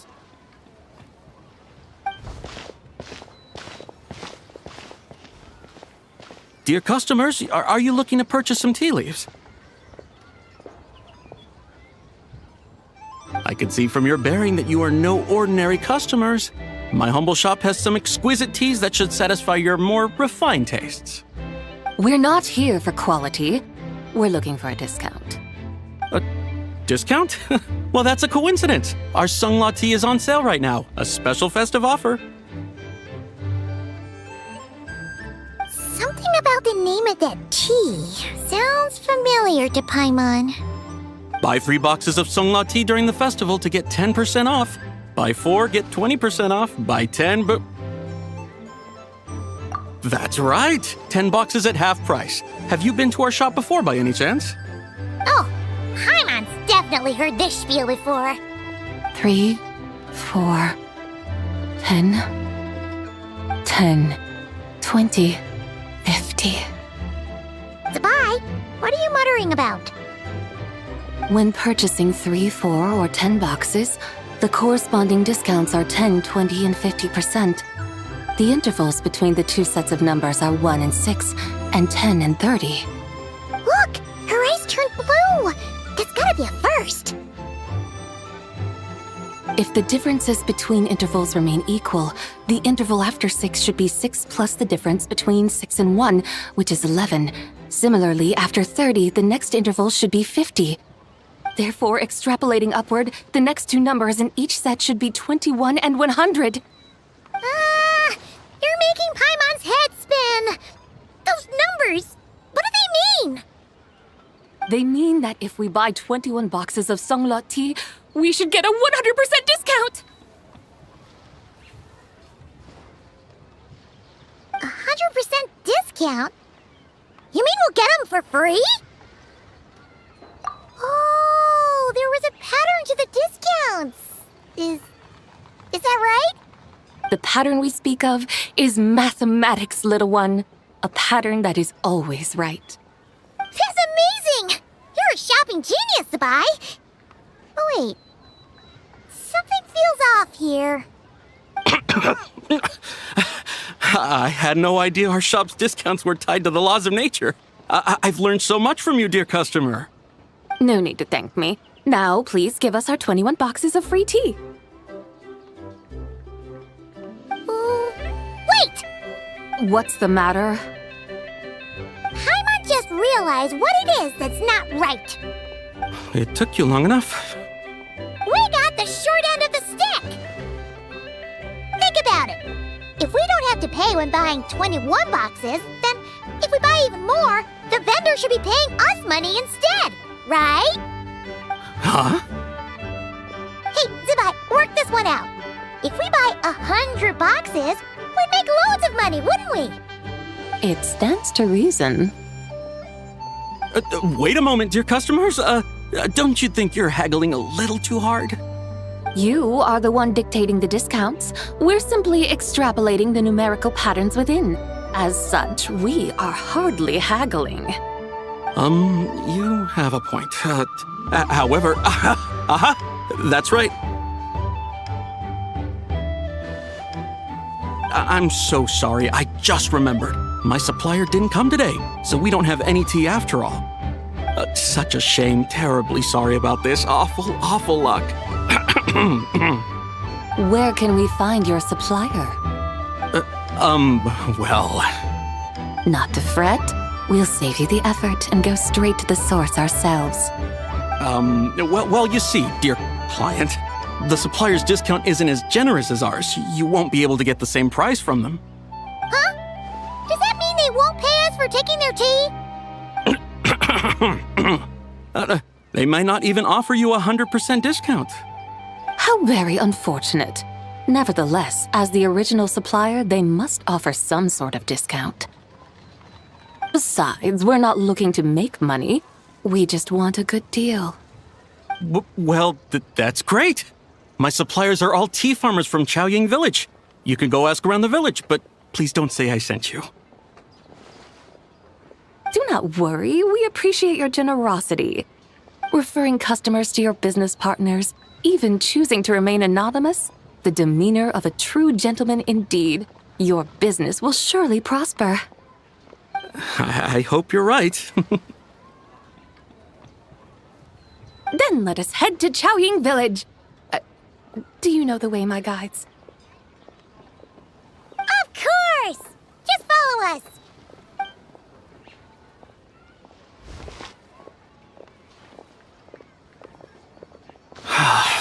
What otherworldly beings were those? Thank the heavens I managed to send them on their way.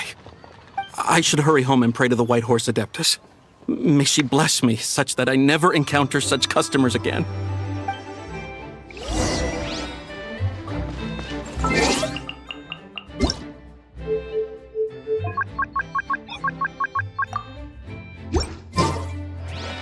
Here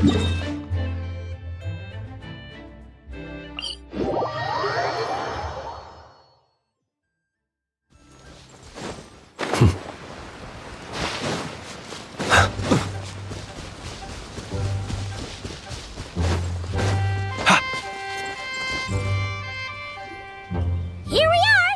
Xiaoying Village! The mountains and waters are pristine. They embody the beauty of heaven and earth. It's a good-looking place, all right. But it's hard to enjoy the scenery when Paimon can't stop thinking about all that tea-buying Mora we're missing out on. Should fate dictate, Mora will find its way to you sooner or later. Well, Morak certainly finds us often enough. He even sought us out in person this lantern rite. For now, let's look around and see if any tea farmers are selling their crop. We'll be able to see more clearly from up high. Let's take to the sky and enjoy the beautiful scenery while we're at it.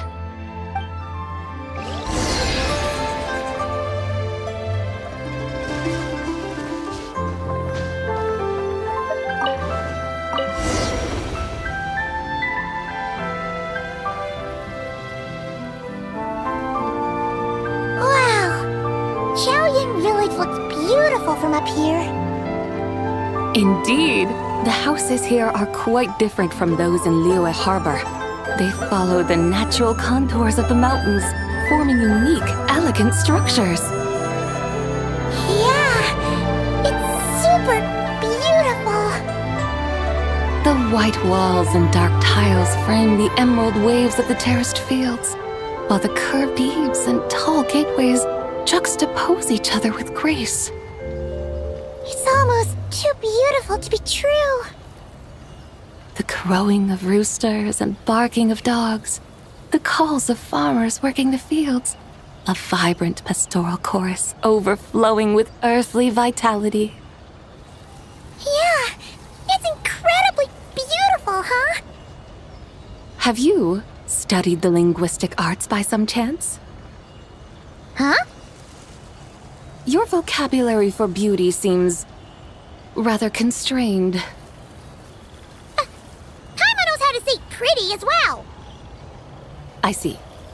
Now then, let's take a look around and see if we can find any farmers selling tea.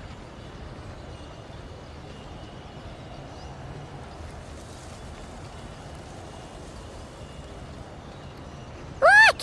There's someone in that tea field! And they look kind of familiar. Wait, is that Lu Shangxiang? And who is that? Oh, you'll remember her once you see her up close.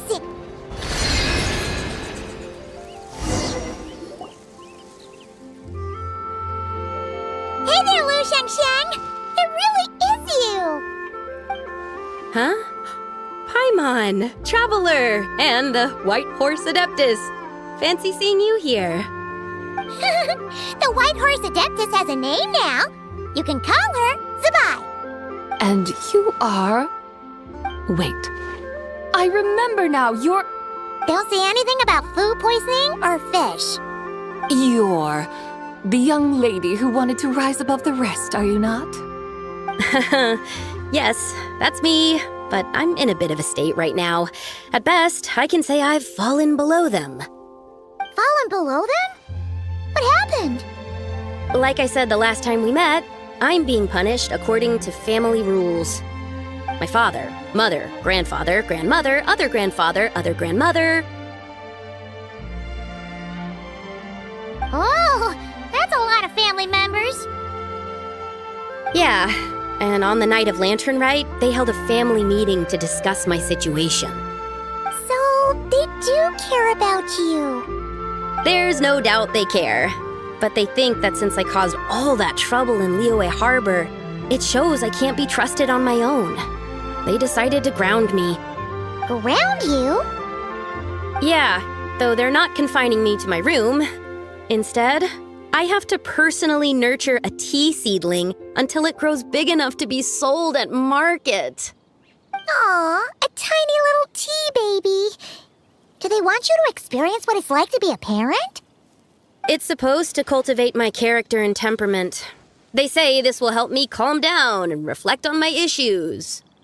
What happened in Liyue Harbor really wasn't your fault. Oh well, at least this punishment doesn't sound too harsh. So, how long will it take for the little tea baby to grow? Actually, I don't know. I've never grown a tea tree before. It usually takes 2 or 3 years. 2 or 3 years? Yes, the tea in this garden requires 2 or 3 years to mature. That long? Sabai, you're not making this up, are you? How do you know so much about growing tea? When the plants thrive and grow, that is the meaning of my name. I can tell at a glance when their season of ripening will come. Do I really have to waste 2 or 3 years here? Why is this happening to me? I'd only just found my direction in life. Yes, during the night of Lantern Rite, I heard many people reciting poems from Long Gone in praise of the moon. In that moment, I suddenly felt a great sense of pride.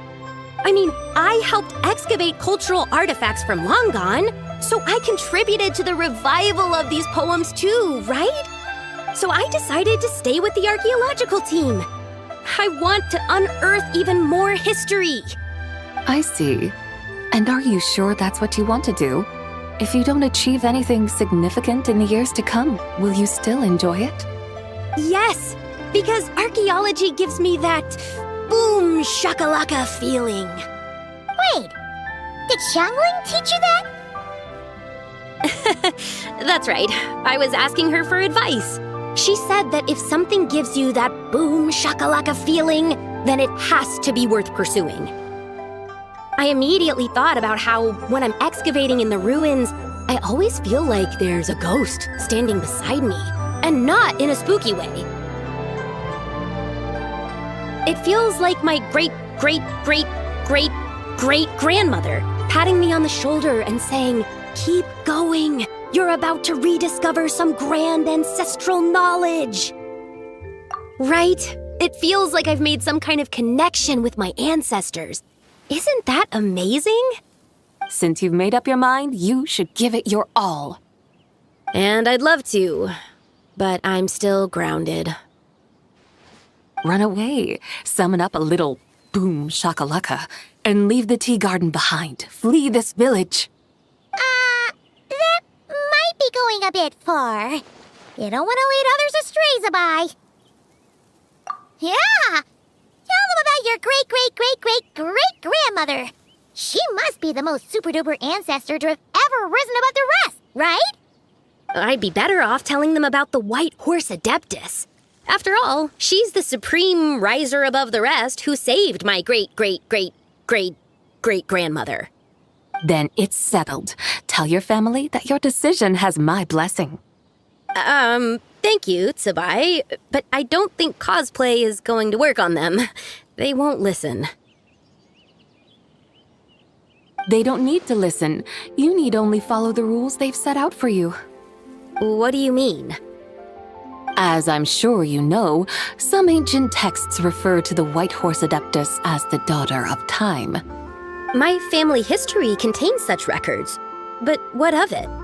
If the White Horse Adeptus were to manipulate time to make your tea seedling grow overnight, then you'd be free, correct? Is that how it works?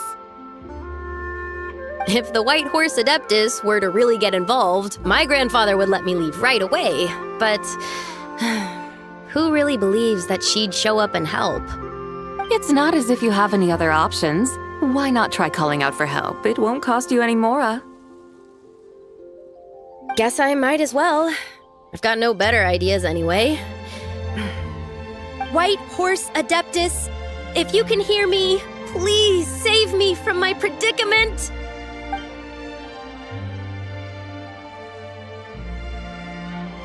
Ugh. Nothing happened, as expected. Perhaps the White Horse Adeptus has already heard your prayer. Why not come back here tomorrow and take a look? By then, the seedling you planted may well have grown into a thriving tea tree. Thank you, Tsabai, for trying to comfort me. I do feel better now, kinda. But can't you really do something like that? Oh, it's getting late. Why don't you all stay at my house tonight? My family may be strict with me, but they're always welcoming to guests. That sounds great! Let's get some sleep and then come back here tomorrow to see if our tea baby has grown.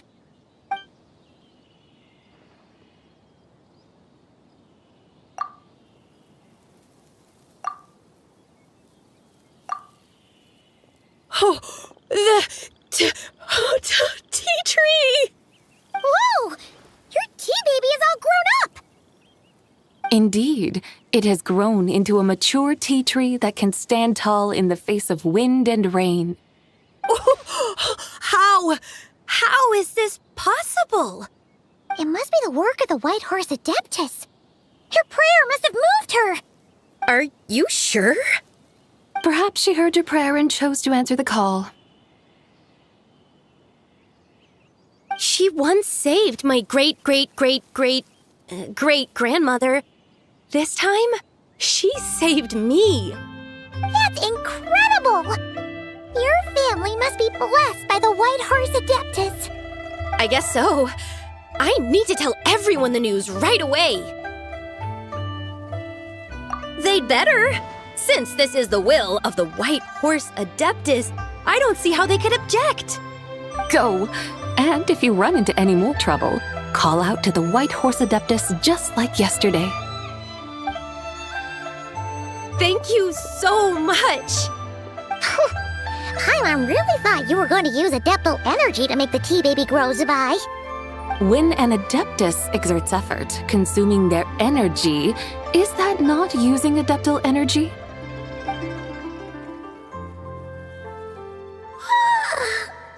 All right.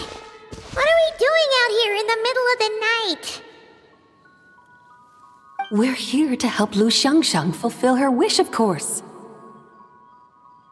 Can you really make the tea baby grow? It won't be easy, but there are ways.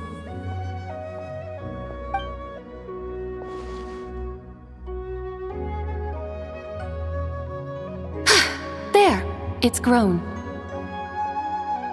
Hey! You just transplanted a tea tree from over there! So, there's a mature tea tree here now, yes? Yeah, but... And am I not the White Horse Adeptus? Well, yeah. Is this tea tree then not a manifestation of the White Horse Adeptus's will? You're not wrong. But again, there's something not quite right about this. Maybe this will become another mystical Adepti tale recorded in their family history. That would be marvelous. Paimon thinks so too. Hey, Traveler! Sabai seems to be doing much better now, don't you think? Oh! Paimon bets that's why Zhongli chose to send her on this errand. That's a great idea! We've already shown her Liyue Harbor, Yulong Wharf, and Xiaoying Village. How about we head to Qingce Village next? Qingce, that name sounds familiar. The scenery there is really beautiful. Pretty, too. It's the perfect sightseeing spot. How about we show you around? I must say, I have been mightily impressed by the mountains and waters of Liyue. Please lead the way, my dutiful guides. All right, let's go!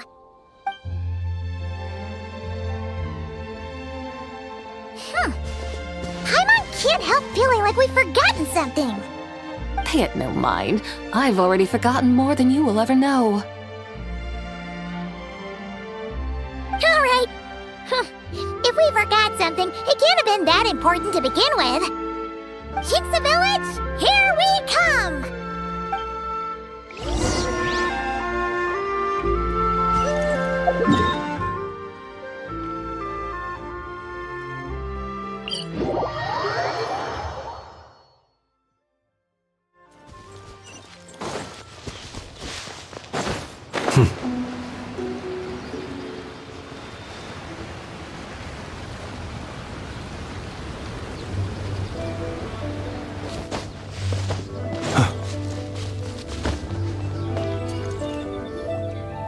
should plant cucumbers. We should plant canolas. We should plant cucumbers. They're easy to sow. We should plant canolas. The flowers are pretty. What are you arguing about, little ones? We're deciding what to plant in our field once Lantern Rite is over. Yeah. Dad gave us a small plot of land to grow our own crops. He said we can keep all the more we get from selling them. We should plant cucumbers, right? Dad plants cucumbers every year. We should plant canolas. We can press the seeds for oil. It smells good and sells for a good price. Ah, an agricultural debate. This should be easy to sort out. Granny, are you a farmer? Could you tell us what to do?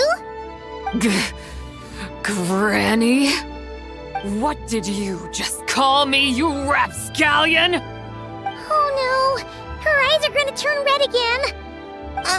It's just, my granny smells really nice, and you smell nice too, so... Sorry, how about we call you Auntie instead? Auntie? Oh, all right. Big Sis Tsubai, can you help us decide whether we should grow cucumbers or canolas in our field? You little rascals! Using priceless land like this just for cucumbers and canolas? What a waste of heaven's gifts!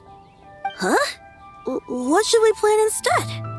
With the coming of spring, when all things awaken, the field should be sown with the 5 grains. What are those? The 5 grains are life's staples, the heart of the people's table. I notice the people here mostly eat rice, so that is where you should begin. Based on the local climate and soil, seedlings planted in mid to late spring should produce mature grain within 2 or 3 months. When autumn comes, you can plant a second crop, with time still to harvest it before the first frost. The rice you harvest can be sold at market or kept in your stores. It's a far better choice than cucumbers or canolas. Oh, but Big Sister Tsubai, I like canolas. That's no issue. It is unsuitable for continuous cropping in any case. You can rotate it with rice to maximize your yields. After the second rice harvest, around wintertime will be the perfect opportunity to sow their seeds. And when they mature in mid to late spring, you shall be just in time to sow the first rice crop of the year in turn. This way, your field will sustain balance, rice and canola in a harmonious cycle. Wow! That means we'll have crops to harvest all year round! Wait a minute! If rice and canola take up the whole year, what about my cucumbers? A firefly dares rival the brilliance of the moon? In what twisted universe should cucumbers vie for land with rice? Big Sis Tsubai! You're going to hurt Lil Lee's feelings! Auntie hates cucumbers!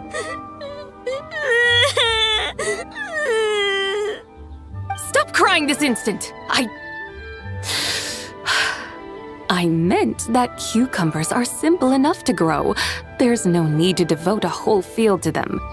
Just find an empty corner of your yard, scatter some cucumber seeds in the earth, and before you know it, you'll have a thriving patch of vines. Cucumbers delight in sunlight and moisture, but they suffer in cold weather. If you wish to plant them this early in the year, you should make sure they're protected from frost.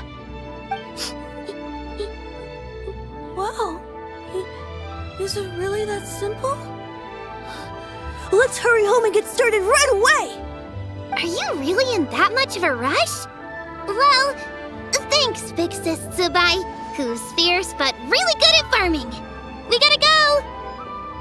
Thanks, Big Sis Tsubai! See you around! Paimon never imagined you'd know so much about farming. What's so strange about that? The people of long gone called me the god of soil and grain. Are the fields not made of soil? Is rice not one of the 5 grains? Huh, that's true. So, if the god of soil and grain is a farming god, that means the White Horse Adeptus must be a farming adeptus, right? Of course, the god of farming is down to earth. Mind your tongue, impertinent child. How dare you diminish the lofty bearing of an adeptus? Hey! You're the one who said the god of soil and grain is all about farming. Enough! It's time for us to take to the skies once more. Join me now. Witness the majesty of mountain, water, and field, and broaden your horizons.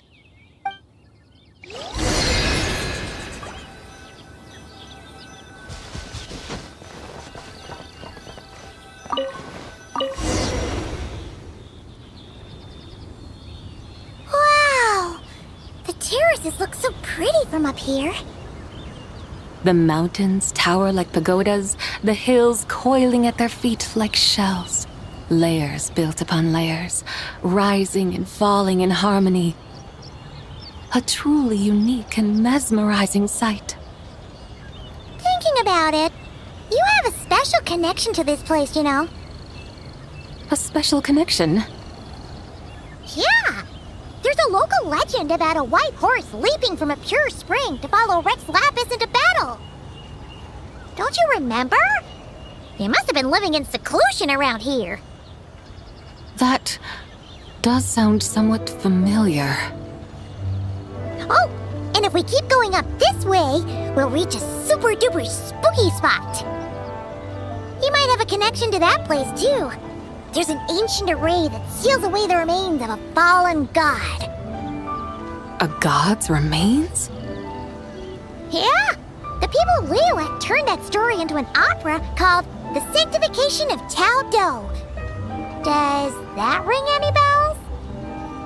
Tao Do. The 7 and 8 gates array. That's right, that's right! You do remember!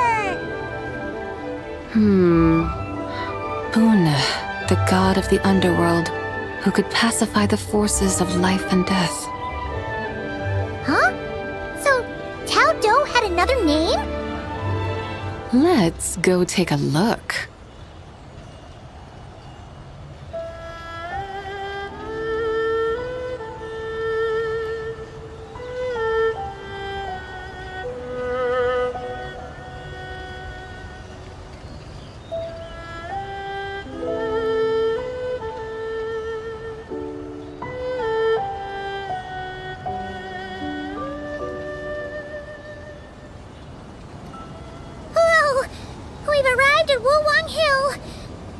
Atmosphere just turned spooky.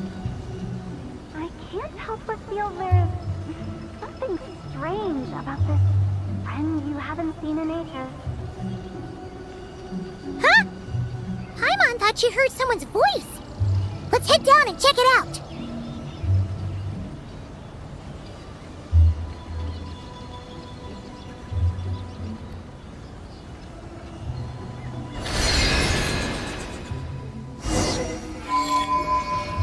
I can't help but feel there's something strange about this friend you haven't seen in ages. Strange? Whatever do you mean? Her strangeness defies description. This Miss Zabai is a full-blown enigma, don't you think? I'm afraid I have no idea what you're talking about.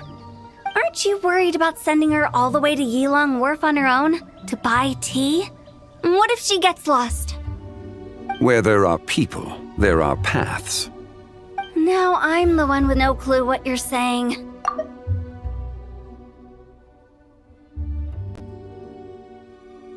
She can ask for directions. And then what? She will meet strangers in unfamiliar lands, build friendships, part ways. Hers will be a long journey indeed. The further the journey, the more footprints one leaves behind. The deeper those footprints, the harder it is for time to erase them. Ah, so you want her to make new friends? I see. But from what you say, it sounds as though she's not from Liyue. I believe she was not, but perhaps she will be. You're sounding stranger by the second. Huh. Oh, over there. Oh, look who's here. Hu Tao! Zhongli! What are you doing here? Traveler, Paimon, fancy meeting in a place like this. Oh my, and Miss Zabai too. Sounds like fate to me. We were taking Zabai to buy some tea from Yulong Wharf. Zhongli sent her there, though she didn't even know the way, and... Oh, drat! We forgot the tea! Oh, Paimon knew we were forgetting something!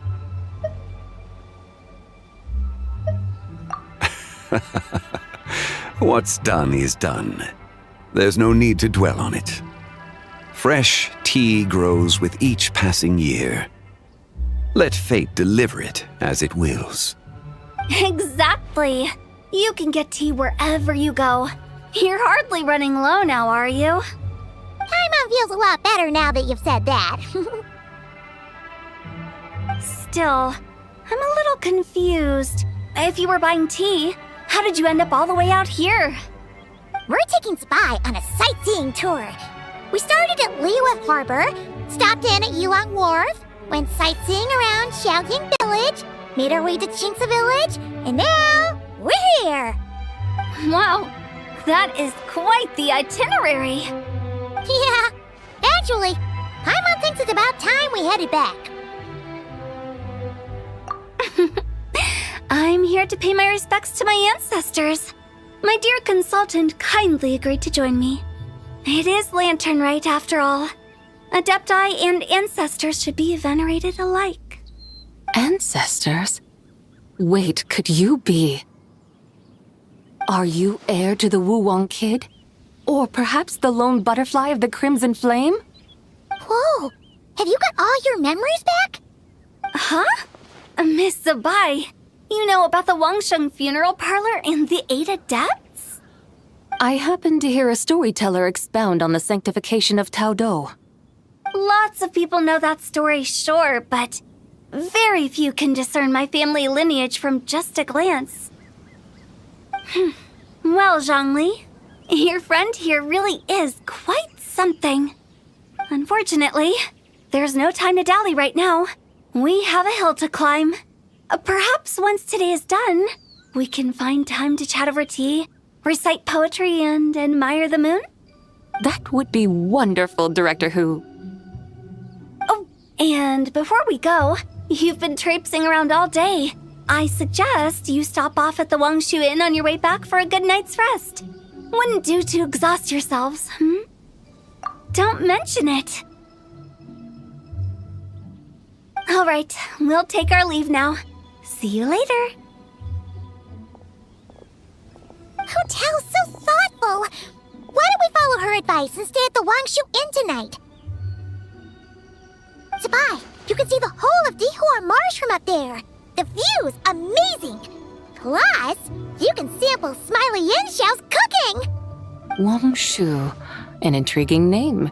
It couldn't hurt to check it out. Awesome! Let's go!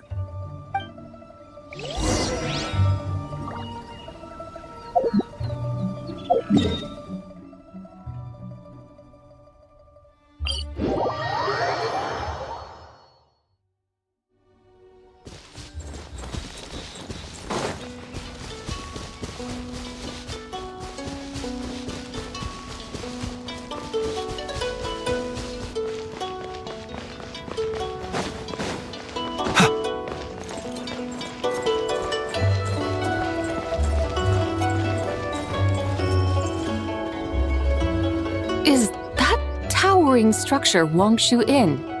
Sure is. We can take the lift up from over there. Always walking the path long trodden. Does retracing others' footsteps not tire you?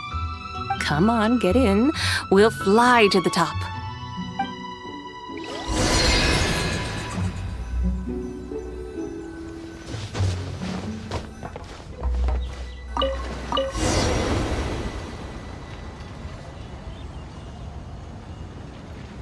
Are we really going to fly up to Wangshu Inn?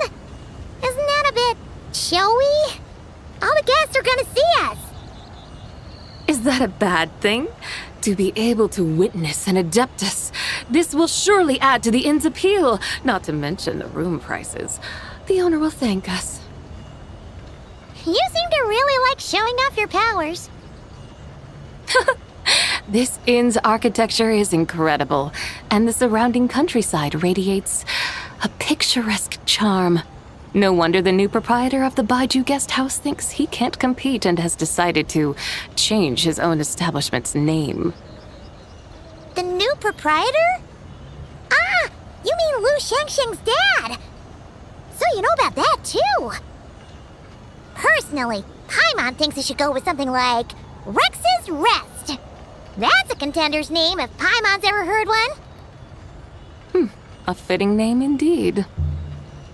So you think the guest house should change its name too? Paimon kinda thought you'd say something like, such sacrosanct traditions must never change. Time flows ever onward. Why should the rules of yesterday be carried forward into the world of tomorrow? The people of today should determine what is to be kept.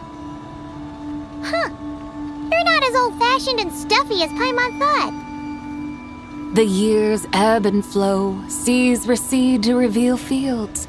In the vastness of time, I am but a wild horse in a boundless sea of dust. Even Rex Lapis, having waded through the waters of the river of time, is not quite the same as before. Zhongli? What was he like before?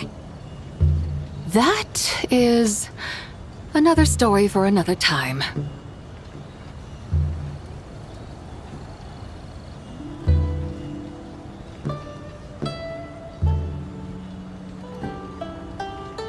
We have arrived.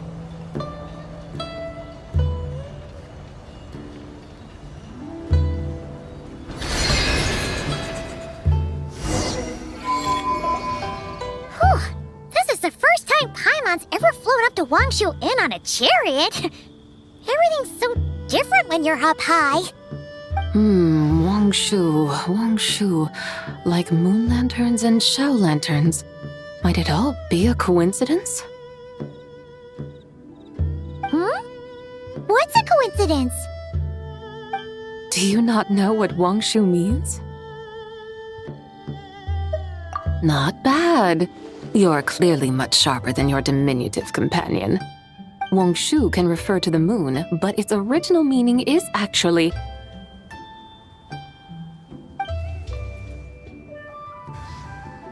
the goddess who rides the bright moon's chariot. And you must be the conqueror of demons. Xiao! Paimon was wondering if we'd disturbed you by flying down from the sky. Not at all. I sensed an unusual presence long before you arrived, though I didn't expect it to be you in a flying chariot. Ah, a witness at last. I was starting to think we should fly a bit lower. 'Twould be awfully dull if no one ends up marveling at my lofty bearing. No need. This is already showy enough. I'm not one to do good from the shadows, as Rex Lapis is wont to do. Then you must be...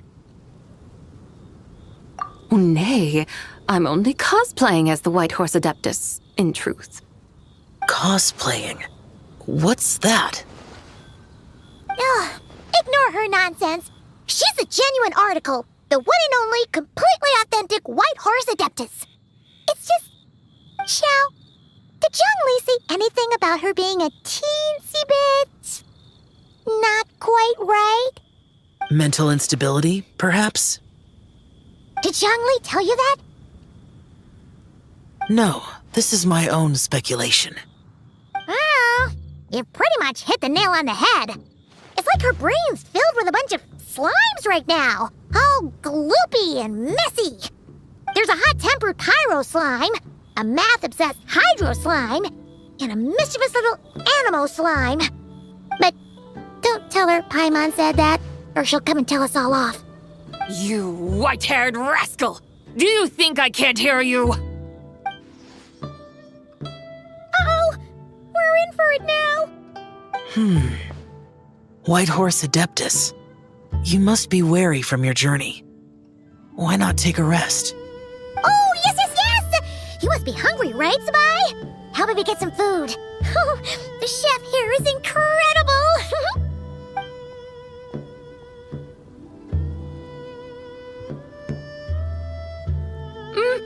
It's so hot! So spicy! Are you okay? Do you want Paimon to get you some water? Don't worry about me. I just need to pace myself.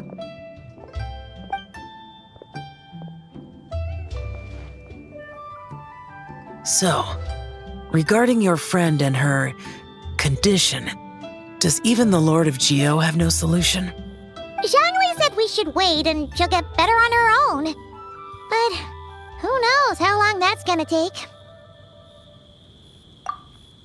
Is that why her personalities change so easily?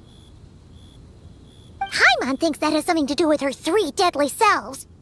Zhangli told us that the deadly selves are impure, affecting living things that get too close.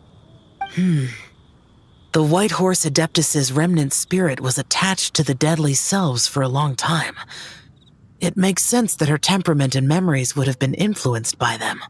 But Paimon still doesn't really understand what the 3 deadly selves actually are. Paimon, as you do not practice self-cultivation, I cannot help you fully understand. But you can think of them simply as emotions and desires. The act of severing the 3 deadly selves is a means of exercising wicked desires and cultivating one's true self. I believe other nations have similar practices. In Sumeru, it is known as shattering Atmagraha. Oh, so it's about emotions, desires, and attachments, that sort of thing. It includes those. I wonder, does she still remember what happened in the past? Some of it, but right now, it's like she was suddenly awakened. Like she's still half dreaming. The half that's still dreaming might remember things, but the half that's awake doesn't quite get it. Conqueror of demons, are you looking to learn about Rex Lapis's past from me? You are an old friend of his, so please, call me by my name. But Conqueror of Demons sounds so much more imposing. In days of yore, he was the Lord of Geo, Heaven's Star. Huh? You said the same thing the day you came back, but what does it mean? I'm afraid I can't remember. Hey, did you really forget? Or are you just pretending so you don't have to tell? Why not ask Rex Lapis himself? Whether I've forgotten might be up for debate, but I am certain he remembers.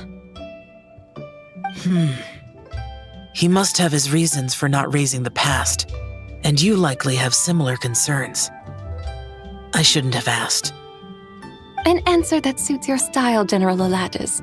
Now that we're on the subject, though, I suddenly remembered something. Which is? In the distant past, there was a feast, which I attended. I faintly recall the Lord of Geo also being present that day. Oh, and then? What happened? Among the dishes served, there was one that could be found in every household throughout Langan at the start of spring, a dish called Flavor of Spring. I suddenly remembered the recipe for this dish. Is that it? Yes! Since it's Lantern Rite here in Liyue, why don't I make some for you to try? That sounds good.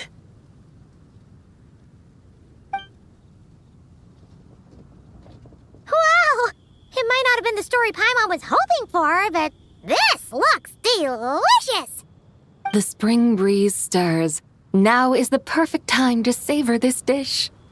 My dutiful guides have gone to great trouble to show me around Liyue, and even the Conqueror of Demons has graced us with his presence. I feel deeply honored. This Flavor of Spring is my way of expressing my gratitude. There's no need for such grand words. What's this? Hey! It's that broken jade token from the antiques exhibition! Indeed. This was once an Adeptal treasure of mine. I'm amazed it ended up in your hands. Alas, it serves little purpose now in its fractured state. Please, keep it as a memento. Oh, that's a shame. Can't we fix it? This is the way of the world. Once jade is broken, it can never be made whole. Then, what about forging a new one? That is a good point. That it has ended up in your hands must be a message from fate. I could try to craft it into a little trinket for you. One that might prove useful on your journey. Ooh, what sort of trinket? It's just a passing thought, one that will require the right opportunity. I'll think about it more when the time comes. Now that we've had our fill, we should get some rest. Tomorrow we return to Liyue Harbor, where I'll have need of your guidance once more.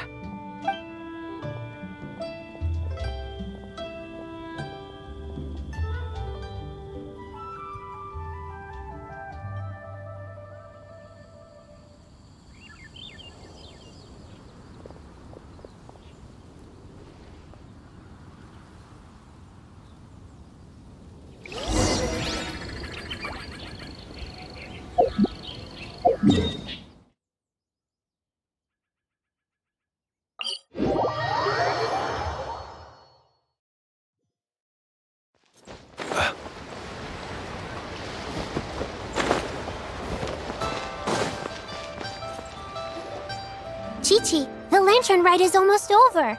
Do you remember how to make a Shao lantern? Morning, split bamboo, traveler. And get silk, make Paimon. You've got it all mixed up again. They're here again. Yow! Looking good in that new outfit, huh? Hey, it's Paimon! Dr. Baiju gave this to me as a gift. How does it suit me? Thank you. Wow! What happened for Baiju to suddenly give you a brand new outfit, Yao Yao? Dr. Baiju is thanking Yao Yao for teaching me to make Shao lanterns. Chi-Chi and I were just playing together. Dr. Baiju's too kind.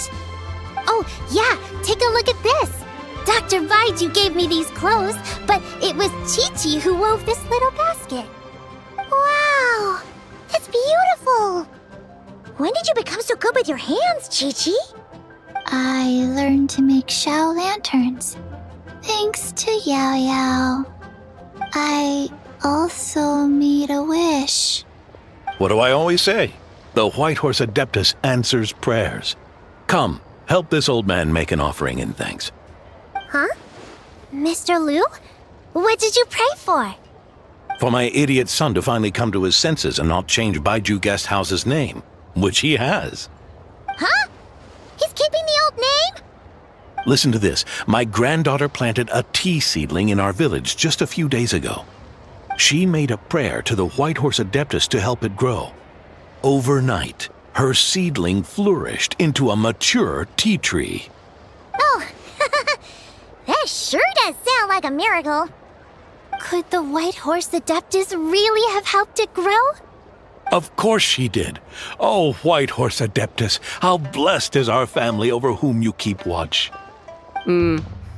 Truly, this is an extraordinary miracle. You must record it in your family history without delay. Of course. Huh? Is that you, Miss Zibai? Indeed. I have a long-term booking at your guest house. Yes, I recall. Mr. Zhongli said to charge your expenses to the Wangsheng funeral parlor, if I remember correctly. That's Young Li. Always making trouble for poor Hu Tao. I noticed when you were here last that you bear a striking resemblance to the pictures of the White Horse Adeptus in my family history. You both have golden eyes. Perhaps fate has had a hand in our meeting. And a glad meeting it is, Miss Zabai. Now why don't I gift you some tea from my garden to celebrate this encounter? We grow Sunglaw tea there, and it has quite the reputation throughout Yilong Wharf. I hope you will accept it. Oh! Sunglaw, buy 10 boxes, get half off teas. Back on the menu. Buy 10 boxes, get half off? Don't be silly. This is a gift. It's free. Woohoo! Nice! Thank you so much, Boss Lou. There's no need to thank me. You're a visitor from out of town, which makes you an honored guest. Make yourself at home. Lantern Rite may have ended, but the streets are still bustling with activity. Make sure to take everything in, meet some new friends, and enjoy your time here. And that goes for you kids as well. Happy Lantern Rite. Got it, Mr. Lou.